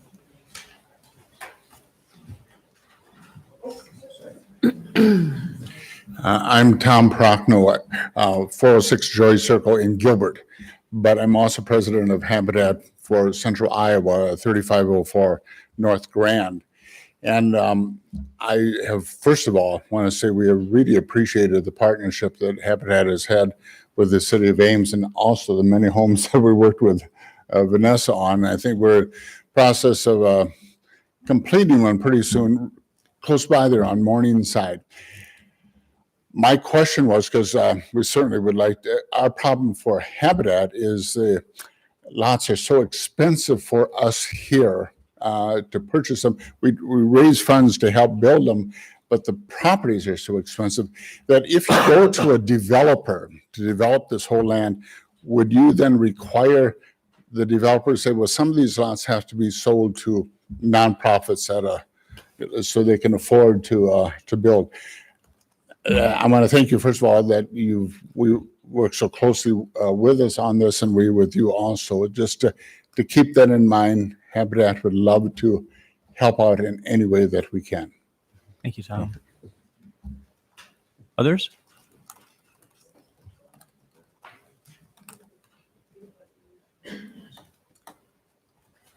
Yeah, I just want to start with my name, Joanne Pfeiffer, 3318 Morningside Street. And I want to tell David, when he spoke and said, let's look at the elephant in the room, I heard somebody say, I love that guy. Just so you know, David. So I guess want to just start with a few of my beliefs. And I've been speaking up here for 5 years, maybe 6. So I don't want to repeat everything, but I just was glad to see a couple of items that the city has put out in their websites that talks about the quality of life being very important. And they hope that that the people that are looking to live in Ames will read that Ames offers residents a high quality of life with clean and safe neighborhoods. And the other thing I found that they have in their website is that the city council shows its support of strong neighborhoods. They say strong neighborhoods are the building blocks of a vibrant, connected community. And I think that's just crucial. We are indeed the building blocks. So I also believe that I have a responsibility being the chair of our neighborhood association. I feel really responsible, and I feel I have a duty and an obligation to speak up about quality of life in strong neighborhoods in our neighborhood. And then my last belief is that we have to look at the big picture and we have to find ways to sustain ourselves. And I'm very eager to look 10 years ahead, 20 years ahead. How will this neighborhood look in 20 years? So my request is that we get back to the comment in the paper last Sunday from the consultants that they talk about the ideal, I think is what they meant, is to have 55% owner occupied and 45% rentals. And of course, you all know we're at 70%. To add on any more rentals really is frightening to me. So I am also wanting to request that maybe, and I feel responsible to do this too, I'm a nurse, and in nursing, we always only do practices that are evidence-based. We have to do the research first, then we come up with finding this as being an acceptable procedure when we work with clients. And I'm wondering if maybe we should look for some evidence-based living in neighborhoods that are above 70% rentals. Or what happens to neighbors that are in a whole different balance. So, and it was wonderful to hear all the people come up with ideas, a variety of creative ideas. So with that, thank you very much. Joanne, you mind if I ask Joanne one question? Just because she's the president of the HOA. Okay.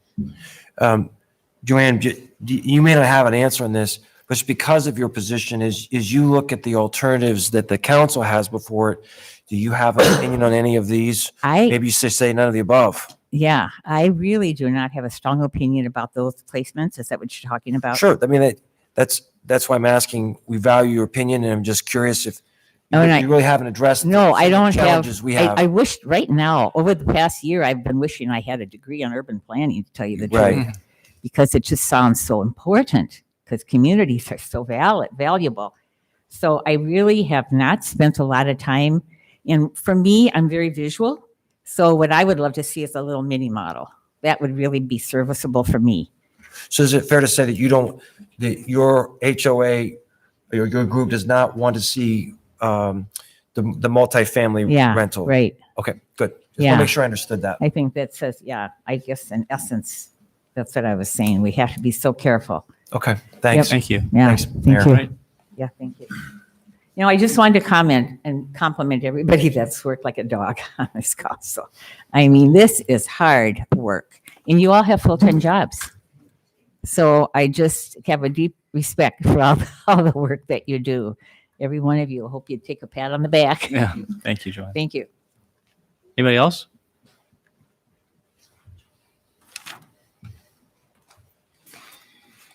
Hello, I'm Diane Burt. I live at 303 Hickory Drive, but my husband and I own a house on Hilltop with our son, and he lives in the house. So I don't know if you call that owner occupied or not, I guess, partially. What I want to speak to is the thought that the neighborhood is totally against rental. A survey was done in 2016, and my assessment as a scientist was it was a very good survey. And of all households that responded, and 118 households responded in the College Creek Old Middle School neighborhood, 53% said they only wanted owner occupied, no rental. 47% said it was fine to have rental. So I think it's important to realize that that neighborhood is not a totally homogeneous neighborhood that only wants owner-occupied houses. Those of us who are fine with rental, who are fine with a diverse neighborhood, probably don't come to all the meetings, don't speak up all the time, but there were 47% of the neighbors that said some rental is fine. And I believe that the survey was given to then City Council and several of you that maybe are around the room, but I could get it to you again if you'd like to see it. So who should I send it to? Why don't you send it to city clerk if you would, please? Okay. Thank you. Will do. And I think you saw it before. And then secondly, I am also a member of Ames, so maybe that biases me. I do like the diversity of neighborhoods. So I very much support what Terry Potter had to say. I'm on his team. And finally, the neighborhood I live in, just down the street from David Martin, is a very diverse neighborhood. I enjoy the students across the street in the apartment buildings. I enjoy the people down the street who live in duplexes, as well as I enjoy the owner-occupied neighbors. We have a wonderful neighborhood. And I think that the neighborhood, the old College Creek neighborhood, is a wonderful neighborhood too. My son is very happy there. Thank you, Diane.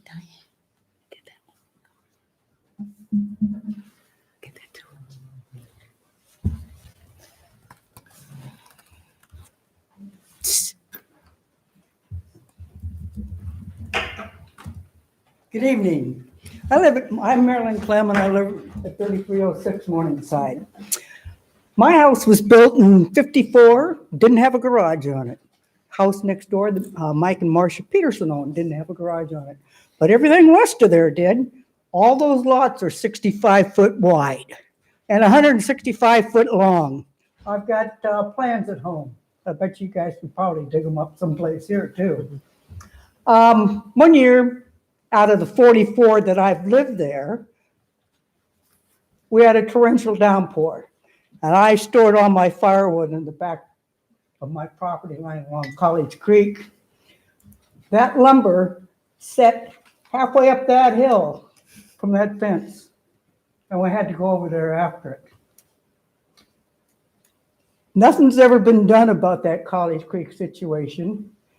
That retention pond there probably is going to take care of most of the runoff there, but there's a little bit that I have concerns about. I am not in favor of the rental property. I like what the lady had to say about she's a diverse person and stuff. I have a lot of international friends. My parents ran Pamela Grocery for 22 years. I ran it for a couple years myself. Nice people all over that area. I'm not discriminating at all, other than I don't want to see more than 70% of my neighborhood as rental. You know, there's houses over there on Franklin that are all rental and they're in bad shape. there's a possibility that they could be bought up and rebuilt just like the habitat across from my house. They're doing a heck of a job on that house. I want to let you know. I talk to the guys every time I see them out there and stuff. They wake me up every morning. But I'm not in favor of the rental at all. I actually have a rental right next door to my place, but my sister lives there. I've had other people live there in the past. And we have a lot of rental right on Morningside, but they have conformed to a lot of the things we do, and they conform to us. Enjoy the neighborhood. I'd like to see the peace and quiet kept there and enjoy it for the rest of my life. One sad note on the subject, we've had a lot of people work on this thing in over 7 years. Sharon Gregor was one of the greatest people on it. She died Sunday. Oh, no. And very unexpected. She'd been off doing anything work here because of her health. Hope to see that some of the things she would like to see there done. Thank you, Marilyn.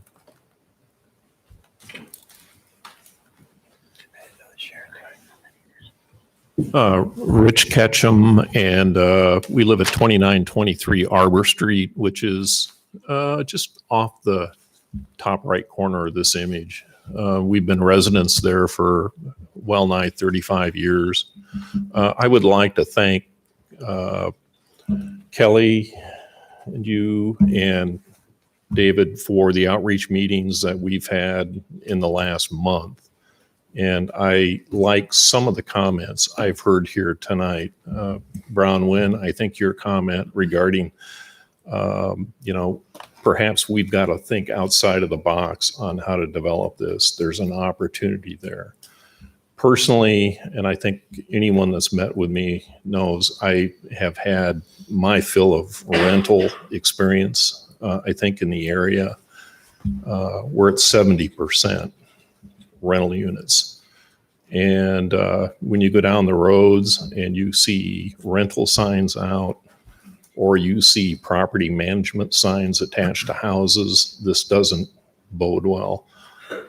I personally am a firm believer in owner-occupied houses. I think it's important that people be given the opportunity to start to develop some form of equity in the property. I also think that for the city to get the input from local developers, you're going to get the local developers' models that have existed currently. And I think a good example of that for rental units is if you look at the development on Mortensen and Copper Beach, the emphasis there is in carbon copy. It's just, it's a sham. And I live in fear that, especially after what we went through with Breckenridge, to all of a sudden have now the possibility of a 3-story rental unit in that area. I think it's just like, what are we thinking? I think there's opportunities here, and to get to Brown Wynn's comment, maybe thinking outside the box on that. I think another component that comes into this, and maybe I'm out of place, is also hearing that there's the potential for removal of some of the green space from the Arboretum for a fire station. And so I think that probably should be included in this whole conversation. But I would like to thank the council for the opportunity to speak, and I appreciate the difficulties and what lies ahead. I personally would like to come on board with efforts to bring in owner-occupied housing. Again, I'm a big proponent of getting people the opportunity to plant some roots. And I think in so doing, it'll help stabilize this area versus rental, where there's just no consistency in the neighborhood. So I'd like to thank you. Thank you. Anybody else?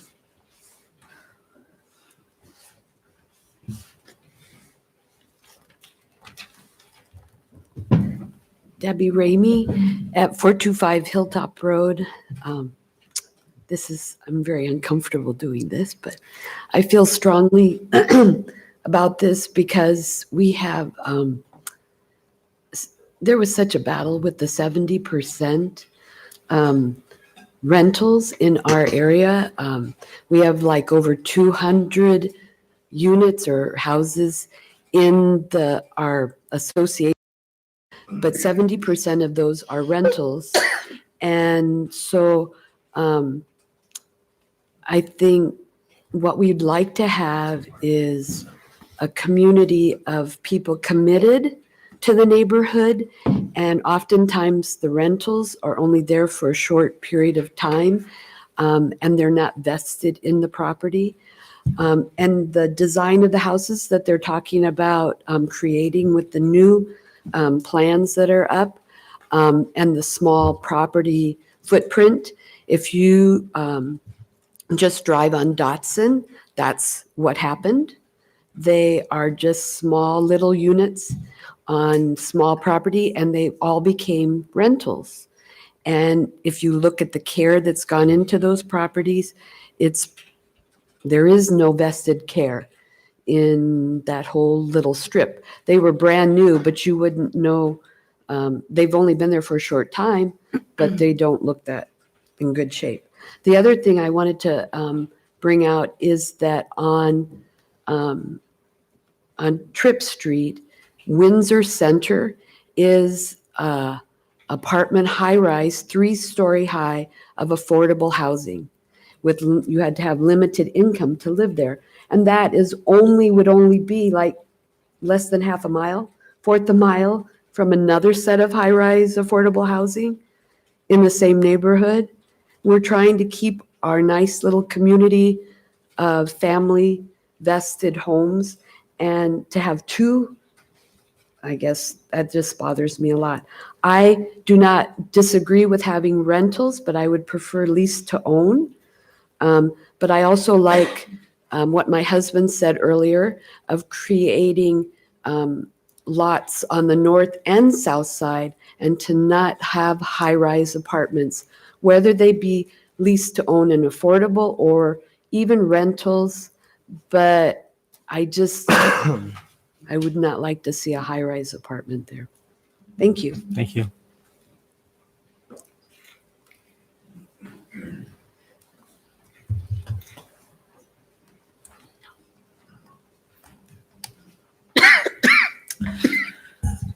I'm Marissa Olson, 1705 Buchanan Drive. Yes, I'm a Story County Supervisor, but I'm speaking more related to my experience in the last 3 years as a supervisor, sitting on the Story County Housing Trust Fund, driving around the county looking for places of land to put affordable housing. So the first thing I'd like to point out is affordable. I hear an awful lot at 80% of median income. That's still a good income. We have people in our community who cannot afford and will never be afford to be able to own. They're good people. They live in their apartments or live in their little rental houses Loris, for decades. would you please address? I'm sorry. address Okay. us, not the Sorry. audience. Sure thing. Yeah. So that's the first thing I want to point out is that the council needs to decide what you're talking about affordable, because anymore what I hear, you're talking about starter housing, which is good. It's needed, but affordability is something else. The next thing is how unusual this particular piece of property is. 2 years ago, I went to the Iowa Finance Authority's meeting for a week, and I took the developer training for 4 days that would be associated with LIHTC. And just 6 weeks ago, Steve Shanker and Kelly were nice enough to come in and meet with a CEO of the largest LIHTC developer in the state, Anawim.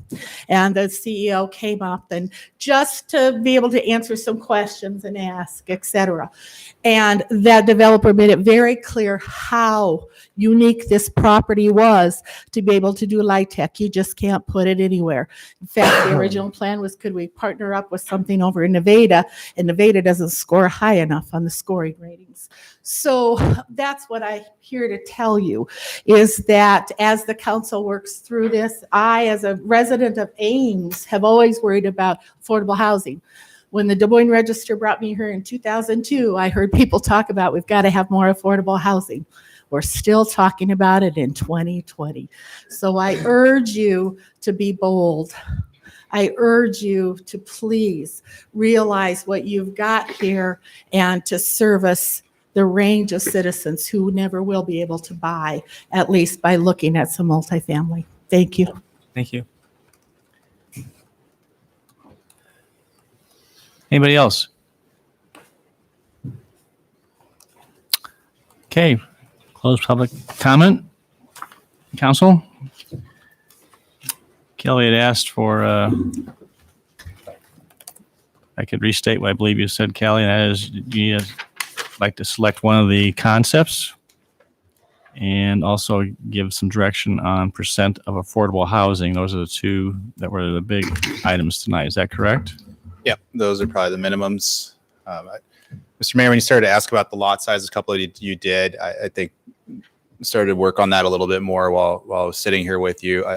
The 55-foot lot is a very standard lot. There's multiple choices. If you look at different neighborhoods across the city, there's a couple lots in the Arbor area. There's a couple lots in other parts of this neighborhood. If they're 55, you have a choice of very easily doing detached garages or attached and have a normal proportion or floor plan to the house. Even if you go down to 50, again, I think the best aesthetic is probably a single wide driveway that takes you past a normal width of a house to get to a single or two-car garage. And you do meet the normal setbacks and the normal lot coverage percentages if you approach that from a very typical perspective. What's different with these lots, especially at 55 and less, is the orientation of the home has to be perpendicular to the street, not parallel to the street. So when you're used to seeing a ranch house sprawl across the street frontage, that is not what this can be. It has to be, it doesn't have to look like a bungalow, but thinking more along the bungalow proportions is what's appropriate for these lots. So that in and of itself, that aesthetic would be different than what you normally see in the city. We are not doing ranch lots. We don't have the efficiency of the lot pattern here to do those. I think there are still choices. 55, I'm very comfortable with. 50 is something that you have to be very intentional about, but it can still work. But 55, I'm pretty comfortable with. And that I was just going back through my thoughts on that just to make sure that we hadn't gotten here and not recall what we talked about previously with CDA. Well, thank you for that feedback, Kelly.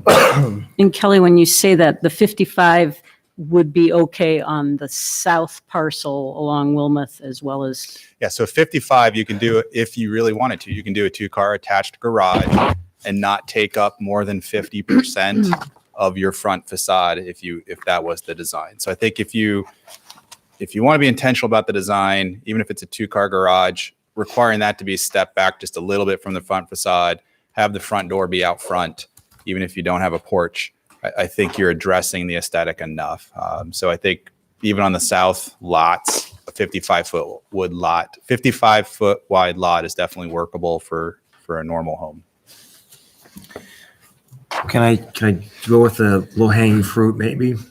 So I would move that we set the minimum percentage of affordable single-family houses at 51%. So at least 51% affordable. Second.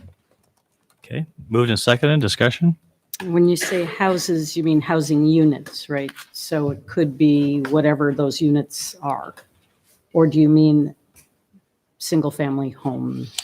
Well, I was going off the staff comments. And so, Kelly, is it better to use the term units or Vanessa to give flexibility, or I was just reading off the script? I think our preference is single-family dwellings at this point. And as Amber asked earlier, if the multifamily is realized and there's a reason to switch next year, and we can prove that that's going to work out for us, you can make that adjustment at that time. Thank you for your suggestion on that. But I would prefer to think of it as 51% of the single family homes at this point. No, 51% of the single family lots is the direction that staff is recommending we go down as affordable housing, unless in the future there was a reason to change because the multifamily project made. So I apologize. I totally misunderstood what you just said. So should I amend my motion to say dwelling units, or should I stay with single family homes? We would prefer single family homes is the 51% direction at this point in time. Okay, that was my motion. You're good. Okay. I want to just clarify with the council on the single family using home funds.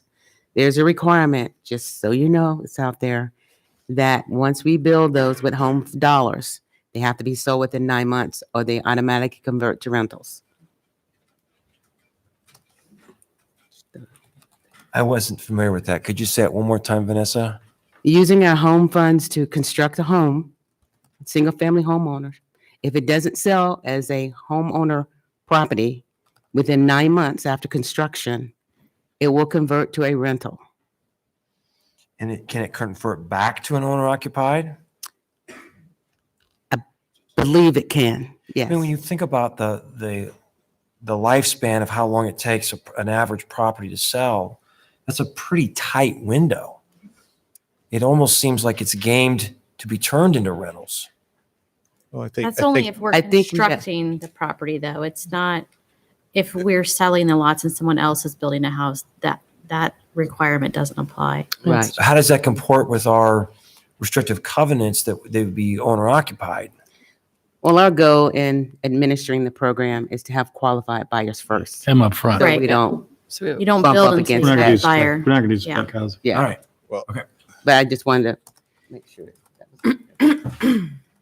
to begin, I mean, it's all on the table. To begin a house this year, we may not have an identified buyer by the time we first start the building of the first one. We can be in process of first-time home buyer programs. We can try to, and we're going to be identifying people to buy the homes. The 9 months doesn't start till the house is done. So it's not going to start the clock just because we platted something. Okay. So I think if we're going to be doing this, right? We're going to be finding buyers for the homes. We have to throw it out there. It's cautionary, but we aren't believing that's the way it's going to go. But the main thing is here, don't get out ahead of ourselves. Right. We can't go out and build 6 of these things just because we might have the money if we're not sure how the household's going to be done, how the household is going to be filled by a qualified buyer. Okay. So can I just follow up? Let's say we do build a home and we don't have a buyer within 9 months and it must convert to rental. Does that mean then that the city is the landlord for these rental properties? Yes, if we still own the land, yes. But again, our goal is to always qualify our buyers first. That's the way we've done our programs in the past. Because if they have an opportunity to pick out a type of home that they like, it can be built according to what they can afford and what that style of choice might be. So that helps with doing that ahead of time. But worst case scenario, we could eventually, at the end of that lease term, try and find another buyer for it. Correct. All right. Could we initiate some sort of rent to own program if it does transition to a rental? Certainly, we've done a rent to own program before. Good question. You understand the motion? Those in favor say aye. Aye. Opposed or abstaining? Motion carried. Okay. So I'm just going to throw one at the wall and see what hits.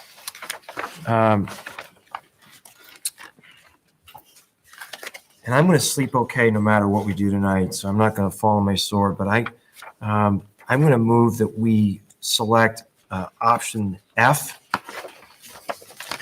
We can talk about the merits, but I'm going to move option F. Kelly will put that, please. Is there a second?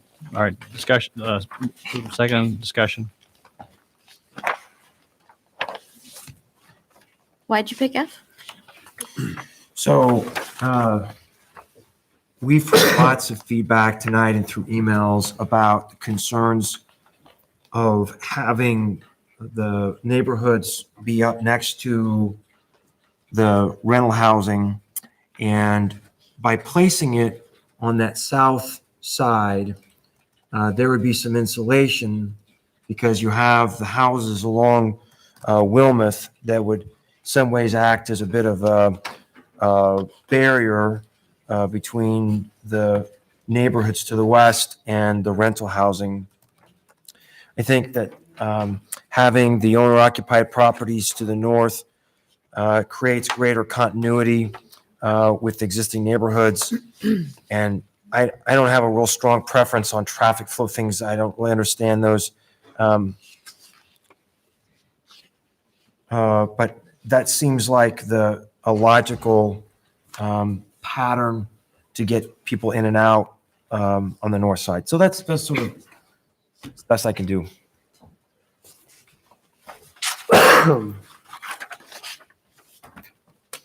Any further comments? I guess, I mean, I'd sort of prefer to, I think, to put the unspecified structures, whatever they are, closer to Lincoln Way. I think that just makes it sort of better from a transit point of view for the people who end up living there. I kind of agree with having the owner occupied on the north half, just for connectivity of the neighborhood. My favorite option was option D, just because it also has pretty good traffic flow and there would be more single family units available. I think that one has 30 as opposed to 26. So in looking for more single family options. I like that one, except the road that goes to Yeah. Wilmuth, that Steph, I mean, I've talked about that being a lot of intersections in one place. I mean, otherwise, I'd probably be with you. I actually liked F of the ones that had the single family to the north, and primarily because we still then have the homes along Wilmuth that will fill in that street face. I'm less concerned about having the back of the lots facing state, because I think we do that all over town. Yeah. So that's less of a concern to me than having those lots on Wilmuth be filled in with single-family homes. I had looked at A because I sort of like the idea of having more space to the north, perhaps to work with. And it also is cheaper as far as infrastructure goes. But I think that the choice of F would be something that I could support. Okay. You understand the motion? Mhm. Those in favor say aye. Aye. Opposed or abstaining? Nay, Motion carried 5-1. but that wasn't a very loud nay. Is it Yes. Yeah, I would have preferred a different, but you know. So, yep, just a comment again, as we work back through this with CDA, this is the concept. When we get to the preliminary plat, definitely the lot width is something we'll keep in mind. So this will be the pattern. This will be the street configuration that we come back to you with, but we'll definitely keep the lot pattern in mind. And as we get into the grading plan, make sure that works for the buildable lots the way these are situated on the concept. So look for us to be back hopefully beginning of April for the plat approval. Okay, and following up on my little speech from earlier, I would move to ask for a workshop on the topic of layout for the open part of concept F. Council workshop that would engage the neighbors as well. Second. Okay, so Just clarification, you don't want this to occur prior to any application? Yes, that's my intent, is that we do this relatively soon so that we can have a sense of really hopefully understanding the goals and coming to whatever consensus is possible. as a point of clarification, David, when you say layout, does it mean how the property would be used specifically, whether it's, or because layout would imply that there's actually how you would arrange multifamily units. I think It's more about determining what to do with the undesignated part of concept F. Yes. Not specifically, I didn't mean to use a technical term. I just mean. Yes, I just want to make sure clear that it's more or less to tease out with the, and through the workshop, discuss how that property is going to be used, whether it's multifamily, whether it's attached, whatever. I mean, Correct. yeah. Okay. Yeah. I'd just like to say that I wasn't a part of the council at the time that the multifamily decision was made.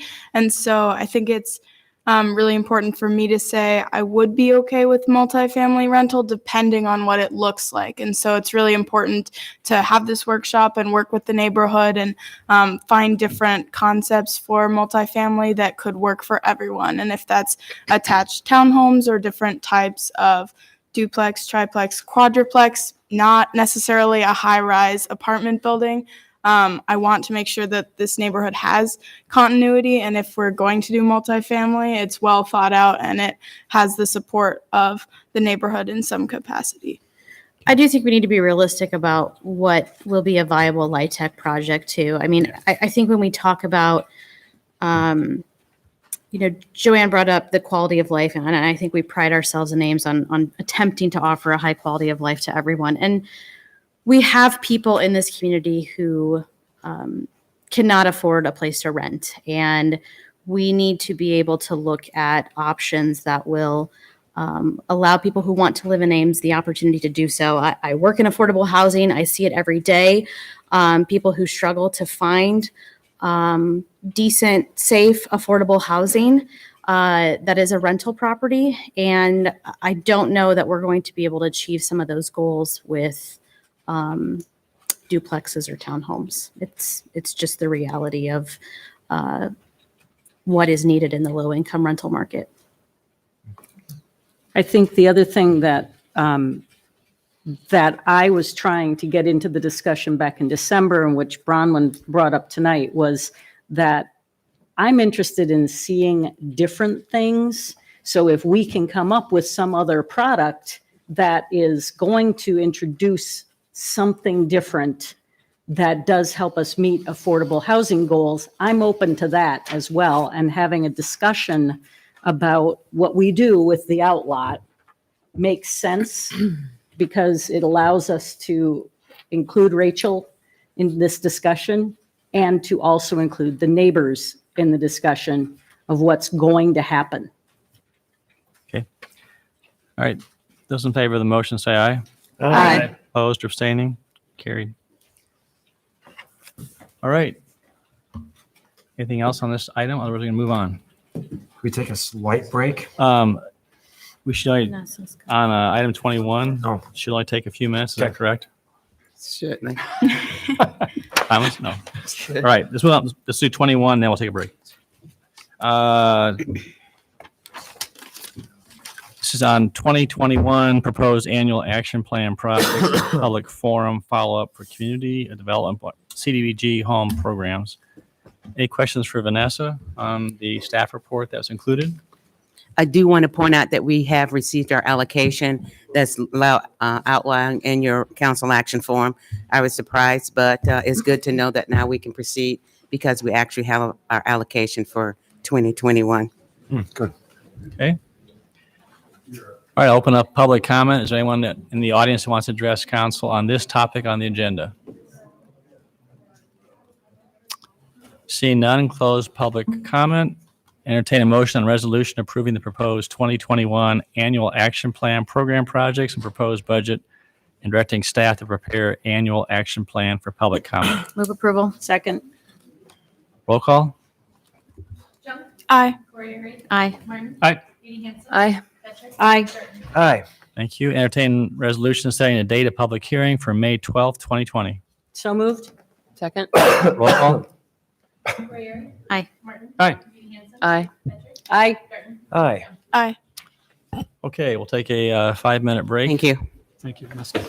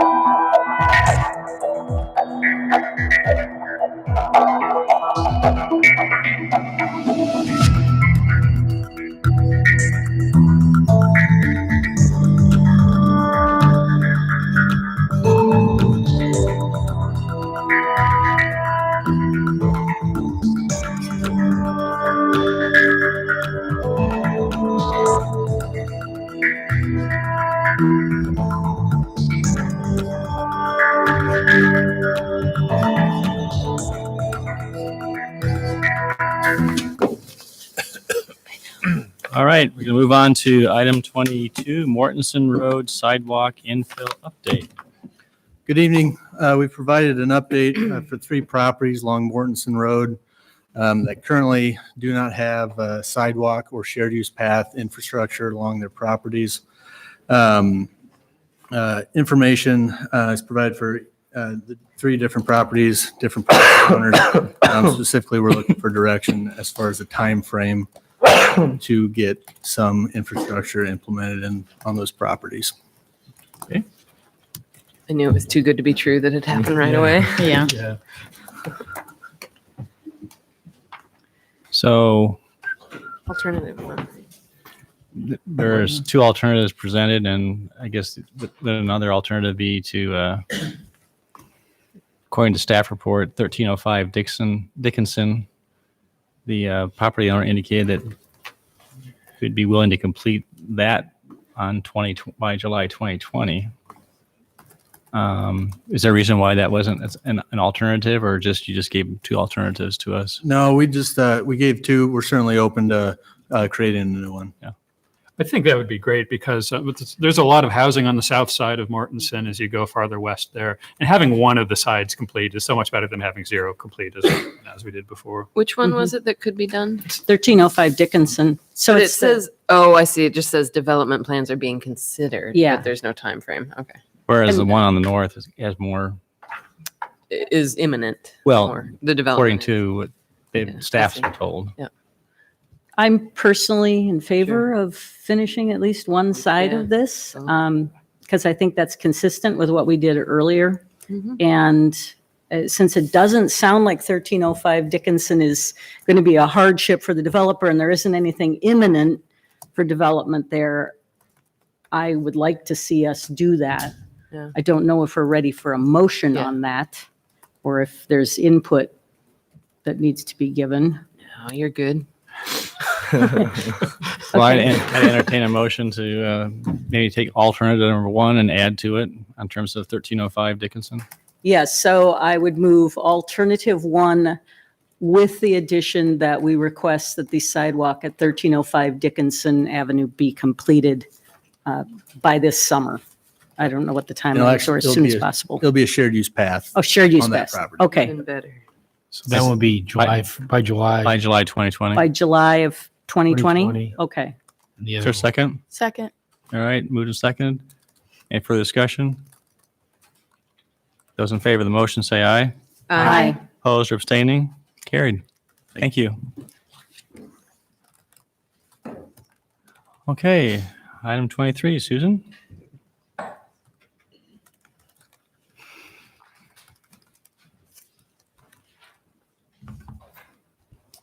Well, good evening. I'm here once again in February to give you the opportunity to share your thoughts on the 38th Annual Resident Satisfaction Survey. As you know, we've been doing this survey for a long time to provide a lot of benchmarking data for city departments based on the programs and services that we offer, but we also give the council the opportunity to provide some topics that you might want to delve into as a potential for this to add to the survey. The last 2 years, you've done a health assessment and a community connectedness questions. And it's completely your choice whether to continue those for a 3rd year, whether to pull those, whether you have some other topics that you'd like to be developed into questions, whether you want to just leave the survey as it is and move forward. But I leave it up to you to provide some input. Susan, how many questions again are in the current survey? I do. It's 12 pages. 12 pages. And there are 2 pages right now that would be pulled with the questions that were the health and community connectedness. And you typically get 2 questions per page, 2 to 3, depending on how in-depth those questions are. If they need a lot of explanation, if they're a yes or no question, obviously that's less space. But on average, 2 to 3 questions per page. And can you remind me the timing, when does the survey go out and is, underway? And when do we get results from it if we wanted to ask a question that was time Right. sensitive? Oh, that's very good. So the time frame is that we tend to get the survey out sometime mid-March, right after spring break, to capture students before they leave. Students get the survey electronically, and then residents get it by paper copy. It's usually returned sometime in May, although they do trickle in somewhat throughout the early summer, and I'm still able to use those. And then we work with Iowa State University to compile the results. We tend to get the raw data back in August, which is just frequencies. And then the actual analysis is usually done sometime in September, and I try to present in October. The only question I was thinking about adding was something about the pool. Yeah. And so if that's the time frame, but I don't know how to word, I don't know what Yeah, we we'll should be looking we have to for. think about that. How much are you willing to pay in your property taxes? Like, how much of an increase in your property taxes are you willing to consider for the pool? Something like that. That's the kind of question I was thinking about too. But yeah, I was thinking about the pool when I think it's hard for people to conceptualize increases in property taxes. I But agree with that's you. why it failed. That's why it failed the last time. Certainly one of the reasons. Is Yep. they see that their increased property tax burden. Right. But they also had questions about how much it was going to cost yeah. to use the facility Yeah. after the increase in property taxes. So Yeah. I mean, I don't know that the question can be that complicated. So I thought that would be kind of a do we even simple have a stab at it. sense of what this new pool facility should be like? Well, no, we're going to maybe talk the word- about we're going to talk about when you talk about your goals. And the mayor and some of us were talking today about a step in creating the vision first. Who creates the vision first? The council, then take it out to the public, or do you want to have the public indicate it to you? So we need to talk about that next, I believe. So maybe There is not a consensus on what's going to be in there. We have some thoughts as a staff. You might have some thoughts, and the public might have some. Would it be crazy to just ask the staff to work on the development of a question regarding the pool? They're going to be developing a bond proposal at some point. I mean, It's not do crazy. we It's want to just draft that it? I mean, we Want certainly us to draft draft it? No. It's just that you have to be careful of the wording of it when we're trying to, what's the important information, try to solicit it. Again, if you're going to ask them about the dollar amount, people almost have to see what they're getting to know what the value is. Maybe, but I mean, something even like, last year the community voted down, our ask for a X million dollar facility. What target would you? I don't know. Maybe they wouldn't. Well, give an they honest probably know answer. They'd what's be in like it. $0. We want to What's go in it? free. We did do a question right before Furman. Yeah. It gave a dollar amount, and it said, and it was, are you in favor or opposed or don't know? And it was a generic, we think it'll cost this much. It may include these features. At first blush, what's your opinion? Something like But that. you have to understand That's all you want. what you're getting with that. Right. You Yeah, get it a really may not be- general snapshot of people's thought processes. I mean, I think with Furman, it was pretty general. You said it may include X, Y, or Z. I mean, that's where we're at right now too. Like, we know it's going to be a pool. But we don't know what Indoor else yet. pool. We'll know after we won't know. Well, You s- and how useful was having the answer to that question in the Yeah. survey? It's fine that you did it, but it was that It meaningful. was it showed a definite majority of support. So we got a 60-some% yes. But the project cost went up significantly since that time, right? The Furman, Remember the project grew in cost. it did. Was that the cost we used? We said 8.5 million. It Yeah, grew well, we about were up 10. 50 million. Yeah, I think that what you just said a second ago, though, was like give a dollar amount, which is a lot different than do you support this policy? Because if you ask them to give a dollar amount, it's hard to conceptualize. We'd list some.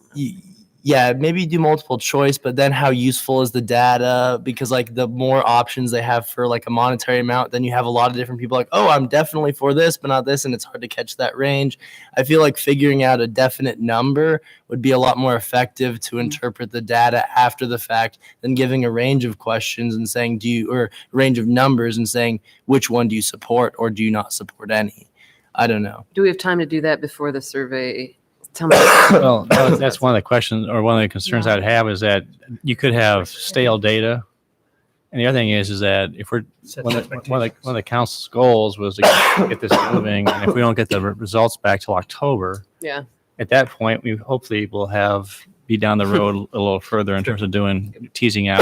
The Furman question was asked more than a year in advance of Yeah. anything. And it really was, you're dipping your toes in the water of what's the thought process. I don't know if it's just going to be an aquatic center yet. That's the discussion Right. we're going to have. And I don't want to portray it as that if you're willing to put a few more amenities in there. I don't think it's baked enough to really ask those questions yet. I think that once we know more, once we're sort of more invested in what the project is going to be, then maybe we can think about doing a separate type of survey that's Right. more specific about that, about the actual Good. trajectory. I have another idea. So I would support the keeping the sense of community part in it and potentially adding a question that would state like, I feel welcome in my community or I feel that I belong in my community. I think that's a question that's not quite reflected in what we have right now, and it could give us some good data about who feels like included in Ames and welcomed here. And then Of adding, except I'd be careful about saying, do you feel welcome here? Because the difference between being welcome and being included, I think, is significant. People like to feel welcomed, but they don't to contribute to discussions. So it seems like a question related to that would tie in well with what the campus climate survey did at Iowa State. And I think that revealed maybe a really high percentage. It might have even been 55% of people who considered leaving Ames, people of color who considered leaving Ames, said they were leaving because they didn't feel welcome. so maybe multiple questions like, do you feel you belong? Do you feel included? Mhm. Because then that hits both. I would just caution about getting too specific with the questions, because if we look at the sense of community questions there are how many of your neighbors do you know and how strong is the sense of community in your neighborhood? I think this is a survey technique of asking people to reflect on what they observe rather than talking about themselves. This isn't my specialty, so I'm not going to die on this, but I, there might be something behind the why it's done this way rather than how do you feel personally. I do like the questions on the, questions that were provided to us from Healthiest Ames, I believe, based on some other surveying tools that they were using. I mean, you certainly could add a little bit to that. You have a little bit, but if you're not doing the health ones, but you're doing the sense of community ones, I'm not sure that you're not keeping that consistent data year to year. So you're missing part of that. But I mean, it's up to you how you want to use this tool. I do like having the health data, and the ability to have some longitudinal data on this, I think would be valuable. I think Rachel has a good suggestion, and if we can find a way to incorporate that, I don't know. I was wondering also, one of the things we're going to talk about next is just community engagement. Is how do our residents engage with the city in terms of, do they, Facebook? Is it? We ask that. What's that? We ask that on the survey every year. Yeah. Yeah. We ask if you are How they get their. How do you get your information? Yeah. Like I said, I'm really glad that question's on the survey, because that's really important to get that. We'll edit this out of the video, John, no problem. Bleep that one out. And with those faces that you can't see. So. Anything else? Well, so direction clear? Wait, do we know we got it? No, is there anything else? Oh, I took the fact that you already got that in there, so there's no need to. Do you want to do something with Rachel's point? Yeah, do I need to? Make a motion. Yep. You want to make a motion? Sure. So I would move that we add a question to the sense of community section of this survey, regarding how people feel that they belong in their community. Second. And we can let the staff wordsmith Yeah, that. That's fine. exactly. Mhm. And if they don't, are there suggestions how we can improve that? All right. And I do feel it's important to keep the questions here Mhm. rather than replace them. I think the more years we have with Definitely. answers, the better. Agreed. Those in favor say aye. Aye. Opposed? Carried. Anything else? We did remove the question about making Ames cool, didn't we? No, it's been in there ever since. Is it still in there? Still at the end. I would move we remove the question about what could we do to make Ames cool. You want to change it to weird or? Weird. Second that. Well, I Better? think No. it's just that if you have to ask, you probably aren't cool. We get that response. So I would move that we remove that question. I'll second. All right, move to second. But just to push some pushback a little bit, Yeah. we do get some information about amenities and things that people would want to see us add. So how do We we? get this fantastic Wordle. I mean, that, but you know, do we get anything from it that we don't already Like know? Olive Garden. I mean, yeah, Olive Garden's probably on there. Yeah, it is several times. We I do have the mean, question on what do you like about the community, which is a nice one. I think it's nice to ask what we can do better. I don't necessarily think we need to say what makes Ames cool or what would make Ames Yeah, I'm not cooler. tied to the Well, question. but Sure. I do think it's important to ask So maybe what other things people would. maybe like we to could see. tie it into what we haven't voted on yet, which are the values, and instead ask what could make Ames a more vibrant community Sure, I'm Fun, good with yeah. that. or fun. I hesitant to add that too, but at least that ties in with Yeah, something that That's we fine. have. All right, so there's a motion on the floor to get rid of that question. It was seconded. So you're just altering. I would amend my motion. All right. To get rid of the word cool and replace it with the language from our values statements. So Vibrant. fun Vibrant. and vibrant. Or do you want both of them or just Fun and vibrant? vibrant, whatever. I don't care. So change from cool to vibrant. Yes. All right? Is vibrant clear what that means to everybody? Like when they read that? I mean, Like, we could. I don't know I that think- cool was clear. I think fun is pretty clear what like somebody, because that's like all like personal what you believe fun is, but I don't think very many people have a personal opinion on what vibrant means. Can I How say about fun and vibrant? Fun and vibrant. I think that's better. Let's put All right, both. so are you amending your motion So again? I'm amending my motion to Double remove the that. word cool and replace it with a fun, vibrant Community. community. All right. Did someone okay with that? second Yeah, I that? seconded, Oh. yeah. All right. Okay. Those in favor say aye. Aye. Opposed? Carried. Anything else? All right. Hearing none, we will move on. Thank you, Susan. I guess we have to approve that value now. Yeah. Really strong arm, I guess. Good evening, Mayor and Council. We have for you the draft version of the City Council values, goals, and tasks. There are two goals that I want to draw your attention to that have been modified a little bit from what you all approved at the end of your last goal setting session. The first one is related to adopting an attractive, single civic app by the end of 2021. This was initially scheduled to be by the end of 2020. We've modified that after we evaluated the tasks and pushed that completion date a little bit further back. The second one is related to the beautification master plan. This was originally identified to be completed in spring 2021. We've modified that to be the end of 2021. A number of these goals we believe may take into the end of that 2-year planning horizon and beyond. So we've identified that for you in the draft timelines that have been put together for each one of the goals.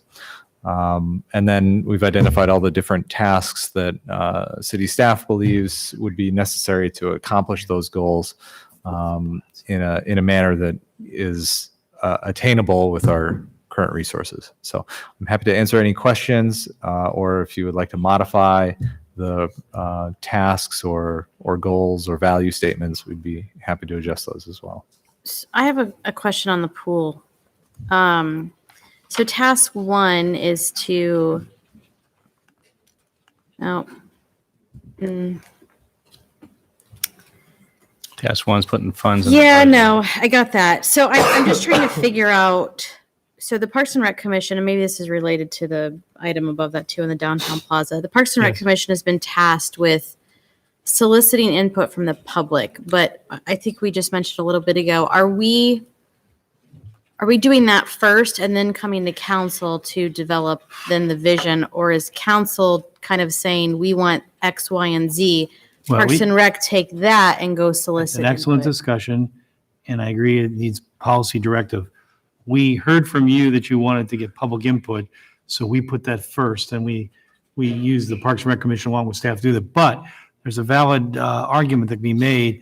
Perhaps there needs an intermediate step. There was step 2, task 2, for both the plaza and the aquatics, whatever it's called, Yeah. would be a meeting with the council to determine your vision for it. That vision then could dictate a little bit of guidance in the discussion with the public.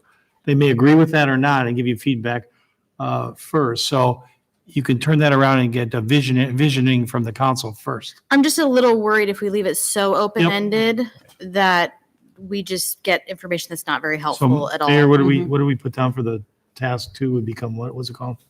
Well, we were just, Write it down. well, we were just suggesting that, that council first develop, a vision and amenities or desires for both. And that's exactly what we were talking about this afternoon, was that I think people would respond better if they understand what we're talking about. Right. And the other thing is, then if you go out and test that with the public and find out they're just not supportive of that, well, that's a good barometer. What are you supportive of? And also, it doesn't take our idea and just lay it at the feet of the Parks and Recreation, commission or staff to try and formulate something. Otherwise, you could get all over the board. So, one suggestion was underneath item 1, which on the downtown community space, and item 2, the aquatic, would be just insert one more task, and that would be meet with council to arrive at vision and things to be included in the project. And then after that, everything else could stay the same. Right. We'll use that task 2 for both of those. Yeah. And then we can work with staff, you and the council, we could give you some ideas and you'll give us a vision for that. Do I need to make a motion? Yes. So I would move that we insert a task into the downtown community space goal and the indoor aquatic facility goal, that council first develops a vision or a wish list that is then pursued by the Parks and Rec Commission for public feedback. It's a vision for the facility and possible amenities or something, right? Second. All right.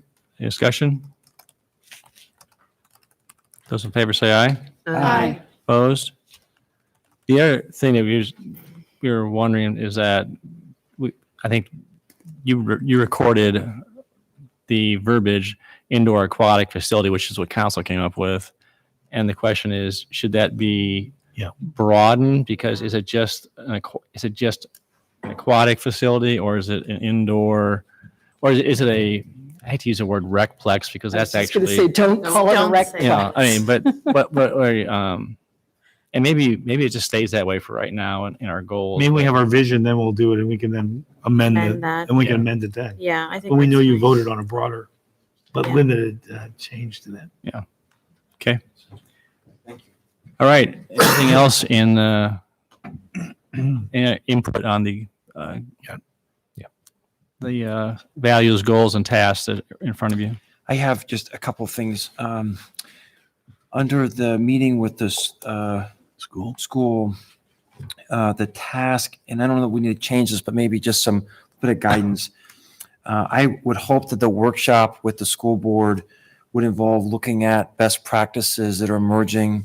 If it's possible to look at peer communities around the country rather than having a conversation just sort of in a bit of a vacuum. I don't know what's involved in that, but maybe that could be discussed. Can you help understand? unpack that for us? Sure. So we're going to have, you and Steve will be meeting with the school board president, superintendent, and then there'll be a workshop. This is on page 6 of 7. Workshop be held to discuss ways in which we can be involved in addressing the achievement gap.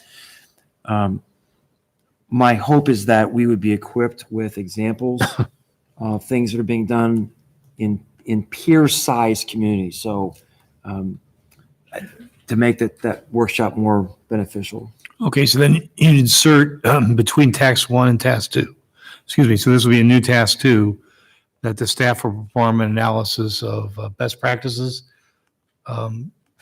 taking place in peer-sized cities. Correct. I'm sure there are think tanks and groups that are. Yeah, it's a are research project. evaluating It's this. fun. So that we keep our roles clear, is this best practices and how a city and a school work together, or is it best practices and how to close the achievement gap? And is that really overstepping our bounds? Yeah, no. So best practices in terms of how cities and schools would cooperate together. Thank you for the clarification. Yeah, Brian can make sure that's it. Is that a motion? So that may. Sure. I would move that we direct staff to add a task 2 now. Task 2, a new task 2, to evaluate best practices around the country and peer communities about school and city cooperation in closing the achievement gap. Is there a second? Second. Any discussion? This will help us to have a more meaningful workshop. Okay. Those in favor say aye. Aye. Opposed? Carried? And then I wonder if we could take a look at the prior number 2. So through local ordinances, expand protections for Ames citizens beyond the Code of Iowa floor protections by 2021. And Mark, if I could ask your indulgence on this just a little bit. So the first task is a staff report would be provided regarding broadening hate crime protections. So city code, as you know, isn't real heavy on crimes. So criminal laws is generally the purview of the state to come up with these things. Right. And we don't currently have any hate crimes on our books now. And so do we have the ability, because of the way in which municipal law functions, is this an area, even if we wanted to expand because it's a state issue, do we have the ability to create an ordinance in this space? I would have to look into it a little more, but off the top of my head, I don't think there's a lot of room for us to do so. You know, in terms of the misdemeanors we can charge, those are set out in the Code of Iowa, and we can only charge people on the municipal code for misdemeanors or city ordinance violations, municipal infractions. So if, and you know, usually the way the hate crimes laws work is that if it's a hate crime, it enhances the penalty for, you know, what's the underlying crime is. And so probably those are all out of reach for us to get into, because again, we're limited to specific misdemeanors that we can adopt by reference into the municipal code. So, and I appreciate your clarification. If you hang just for a second. Sure. So I'm struggling to figure out why we're asking staff to do something that our attorney doesn't think we could legally do. So Iowa City has done something about this. I'm not sure exactly what it is. I think it expands the range of penalty, the cost of fines, but I'm not positive about that. It's been a while since I looked at it. It sounds like we're a little uncertain really what the ability is. So it might be that the staff report being provided is pretty brief and it says not much you can do, people. Yeah. That's a good point. The internet says Iowa city leaders have expanded the city's hate crime law to include harassment and trespassing. And that was July 2019. That's what Iowa City did. Mm-hmm. Okay, I'd have to read their ordinance to see how they go about it. So, but, you know, that's certainly something we can look into and put into a staff report. And so the other things, it's interesting the timing of this because the legislature is addressing Yeah. squarely the task 2 and task 3. So I don't necessarily know we need a motion, but I think it's important for council to know that these may be taken off the table for us from the legislature once again. So we'll slow down on See? that, obviously. Yeah, wait and see. Yeah.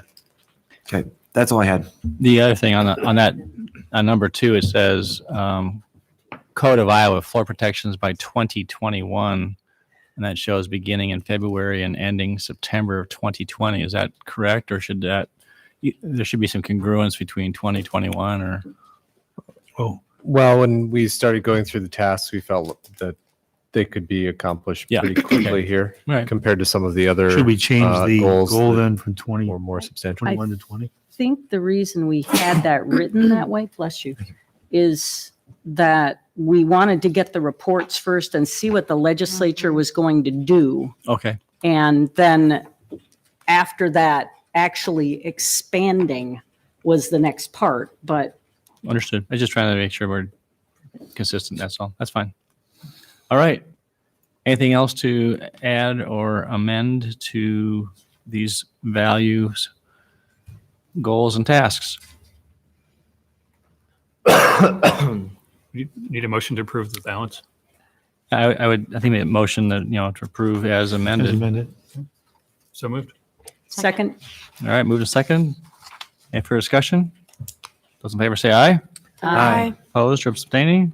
Carried. Thank you. Okay, now to remind you, Brian will remind you when we're going to revisit these as a collective group. So what you committed to? Yes, so the council made a commitment at the second goal setting session that we would conduct a spring written update, a fall written update, and that we would have some sort of get together to review these over the summer. I'm not sure yet if that's going to take the form of one of our regular workshop nights or if you wanted to do that on a Saturday. Separate day. I'd prefer that, but it'll be up to the council. So Maybe just a morning. We'll make arrangements for that sometime over. And the then summer. we'll mirror that pattern probably the second year too. So it's more frequent updates in written form, but also more frequent meetings with the council, more commitment to that. Great. Thanks, Brian. Appreciate it. Thank you. Okay. Moving on to item 25, hearing on minimum property tax levy. Any questions for staff? Actually, there are a couple of, I thought there were a couple of dollar figure mismatches on this. Has anyone mentioned this or? I'm so impressed that you would even observe that. Well, let me look at What did you see? No. 25. Remember, I've this got them is the old highlighted. council action form. Sorry, just a second here. This is specifically on a property tax levy. There's a I thought so. Agenda item. If you're looking at things we sent out earlier, there is a difference because we made a change when we got to that maximum levy number. Okay, for the levy, I understand that. No, I guess this one is just about 25D. It's the bond issuance. Oh, So we're not there yet. Let's wait. Okay, thank you. okay. All right. Dwayne, do you have anything you want to review with council tonight? Otherwise, we'll move through this. We can go, I think I covered it quite a bit last meeting, but we have a little bit different process this year where you'll approve a maximum levy, and we've published that, and that was out on social media and our website as required by the state code. And then at this point tonight, you can approve that maximum levy, or you could lower it. And then after that's done, you can go forward and set the hearing date for the actual total budget, which includes all the levies. And in our case, that just adds the debt service levy. Okay. All right. I declare the public hearing on maximum property tax levy to be open. Is there anyone in the audience that wants to address council on this topic? Seeing none, close public hearing. Entertain a motion on resolution approving maximum levy amount of $6.99654. move approval? Second. Discussion? Roll call? Aye. Aye. Aye. Aye. Aye. Thank you. Entertain a motion on resolution setting March 10th, 2020 as date of final public hearing on adjusted budget for fiscal year 2019-2020. So moved. Second. Thank you. Roll call. Aye. Aye. Aye. Aye. Aye. Aye. And entertain motion on resolution setting March 10th, 2020 as date of final hearing and adoption of budget for FY 2020-2021. So moved. Second. Moved and seconded. Roll call, please. Aye. Aye. Aye. Aye. Aye. Aye. And item 25D, did you have a question? Dave? Yeah, I did. And I think I might have figured this out. So the subject says, for example, public hearing and notice of intent to issue 13,865,000.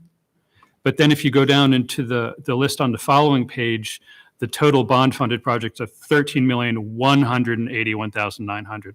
Are we just missing the share of the issuance Yes, costs? that's the So allocation. it's of the split interest evenly cost two between parcels. proportionally between the refunding bonds and the new money. All right, bonds. that makes a lot of sense. Thanks. Okay. So I'd move approval. Second. Makes so much sense. Okay. Moved and seconded and resolution authorizing issuance. And this, Rachel, will just be the item D as in the agenda. All right, roll call, please. Aye. Aye. Aye. Aye. Aye. Aye. Okay. Thank you very much. Thank you. Appreciate it. All right, moving on to item 26. Any questions for staff on this particular item? Nope. All right, I declare the public hearing on Homewood Golf Course Clubhouse project to be open. Is there anyone on the audience that wants to address council on this topic? Seeing none, close public hearing and entertain a motion on resolution appropriating $449,845 from Park Development Fund balance to the project. So moved. Second. Discussion? Roll call. Aye. Aye. Aye. Aye. Aye. Aye. Thank you. Entertain a motion on resolution appropriating $20,000 from undesignated Parks and Recreation Department donations account. So moved. Second. Roll call. Aye. Aye. Aye. Aye. Aye. Aye. Thank you. And entertain a motion on resolution approving final plans and specifications and awarding contract to RH Grayball Construction Incorporated of Boone, Iowa in the amount of $1,374,881, which is the base bid plus alternate number 3. So moved. Second. Moved and seconded. Roll call. Aye. Aye. Aye. Aye. Aye. Aye. Thank you.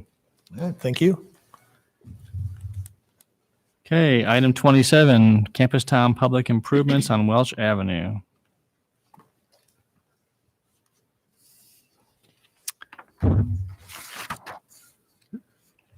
Any questions for Tracy this evening? Aaron, Tracy, do you want to have anything to share with council on this one? Yes, so as you can see, the 2 bids that we received were higher than our estimate.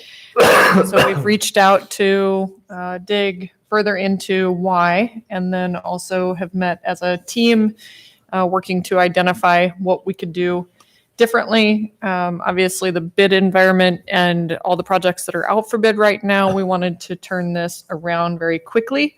So before you'll see our recommendation for rejecting the bids that we did receive and then directing us to rebid. And then very quickly, you have new preliminary plans that have provided a lot of clarification and a lot of a couple of bid alternates on a few things that we saw that were coming in high. So one of those is water main and the 200 and 300 block. So there's a lot of improvements that we're hoping we can clarify in contractors' minds, and we have a pre-bid meeting set up where they can also ask questions.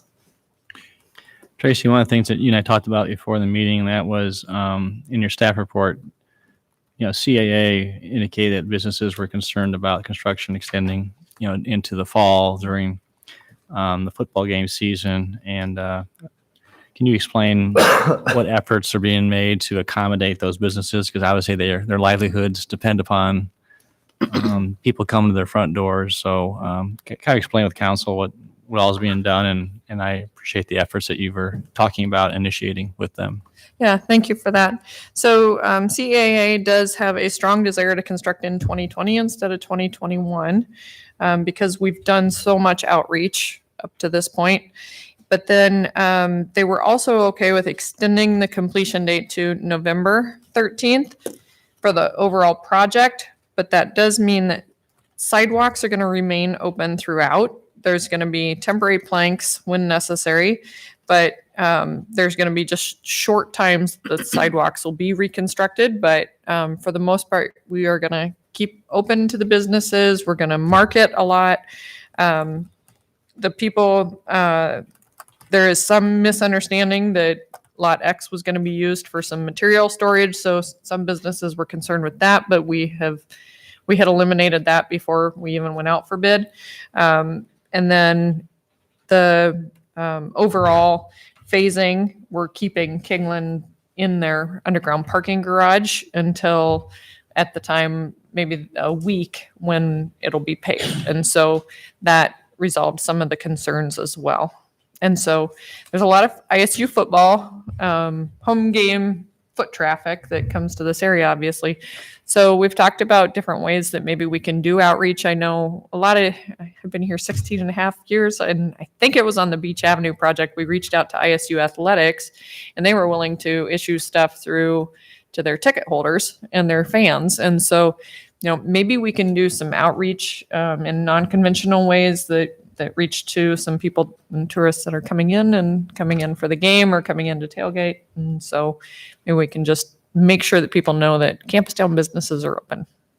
And will there be like signage on along Lincoln Way when people are driving in that would just say Campus Town is open for business, or just trying to, I think it's, we want to really support, and I know that you do too, support those businesses, and it's very disruptive, and boy, one bad year or one bad season can really hurt them. So appreciate the effort you're doing, but just all you can do to promote that, it would seem. Yeah, and as we're going through it, if you guys see or have other ideas, feel free to reach out to us and let us know.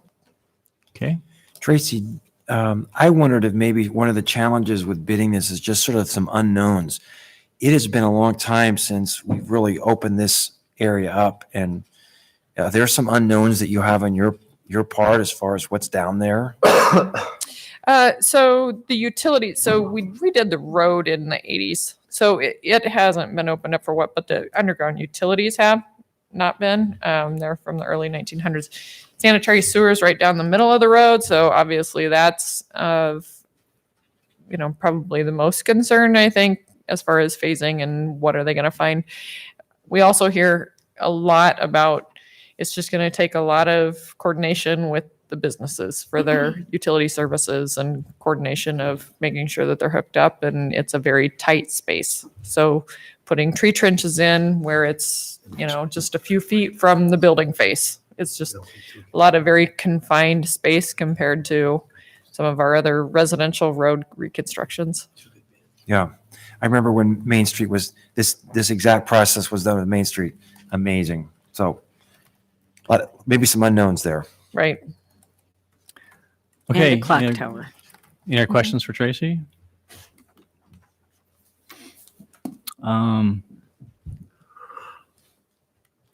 All right, I declare the public hearing on Campus Town public improvements on Welch Avenue to be open. Is there anyone in the audience who wants to address council on this topic?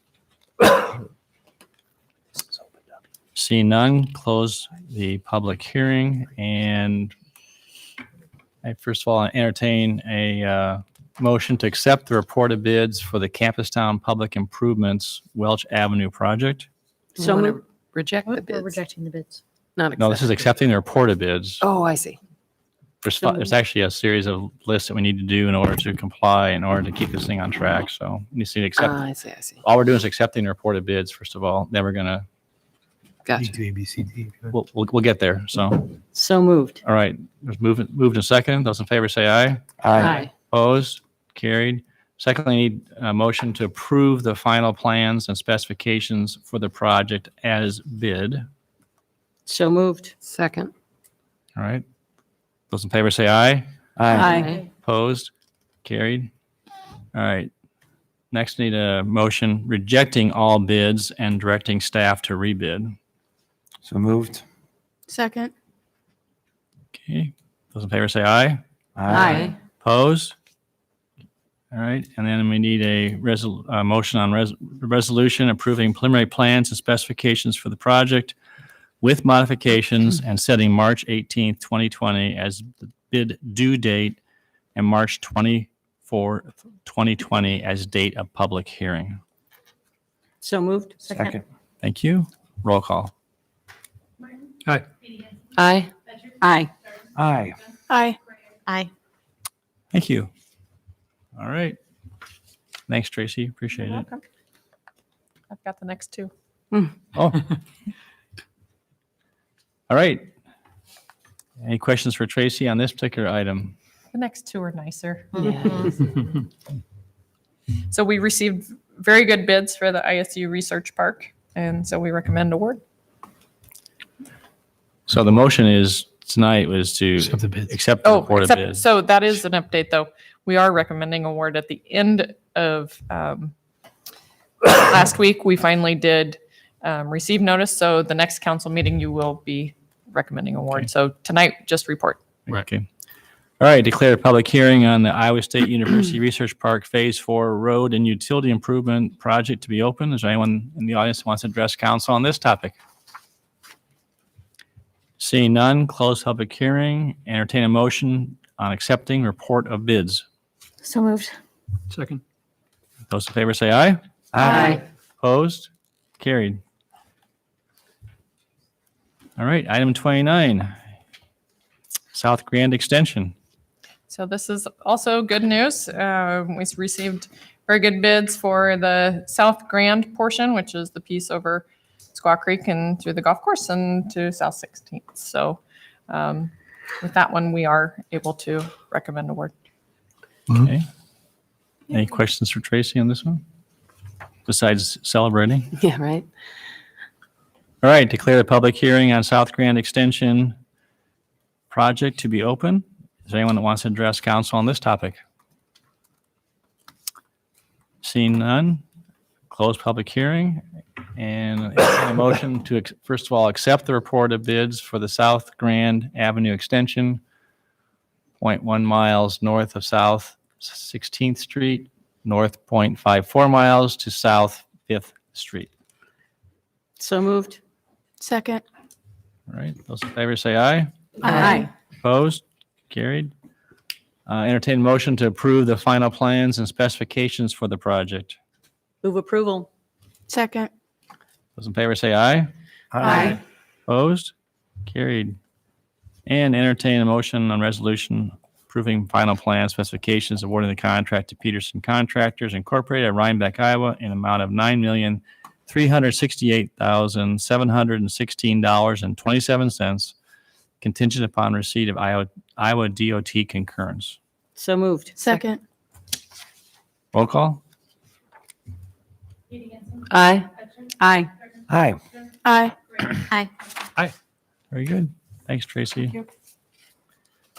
Okay, item 30, entertain a motion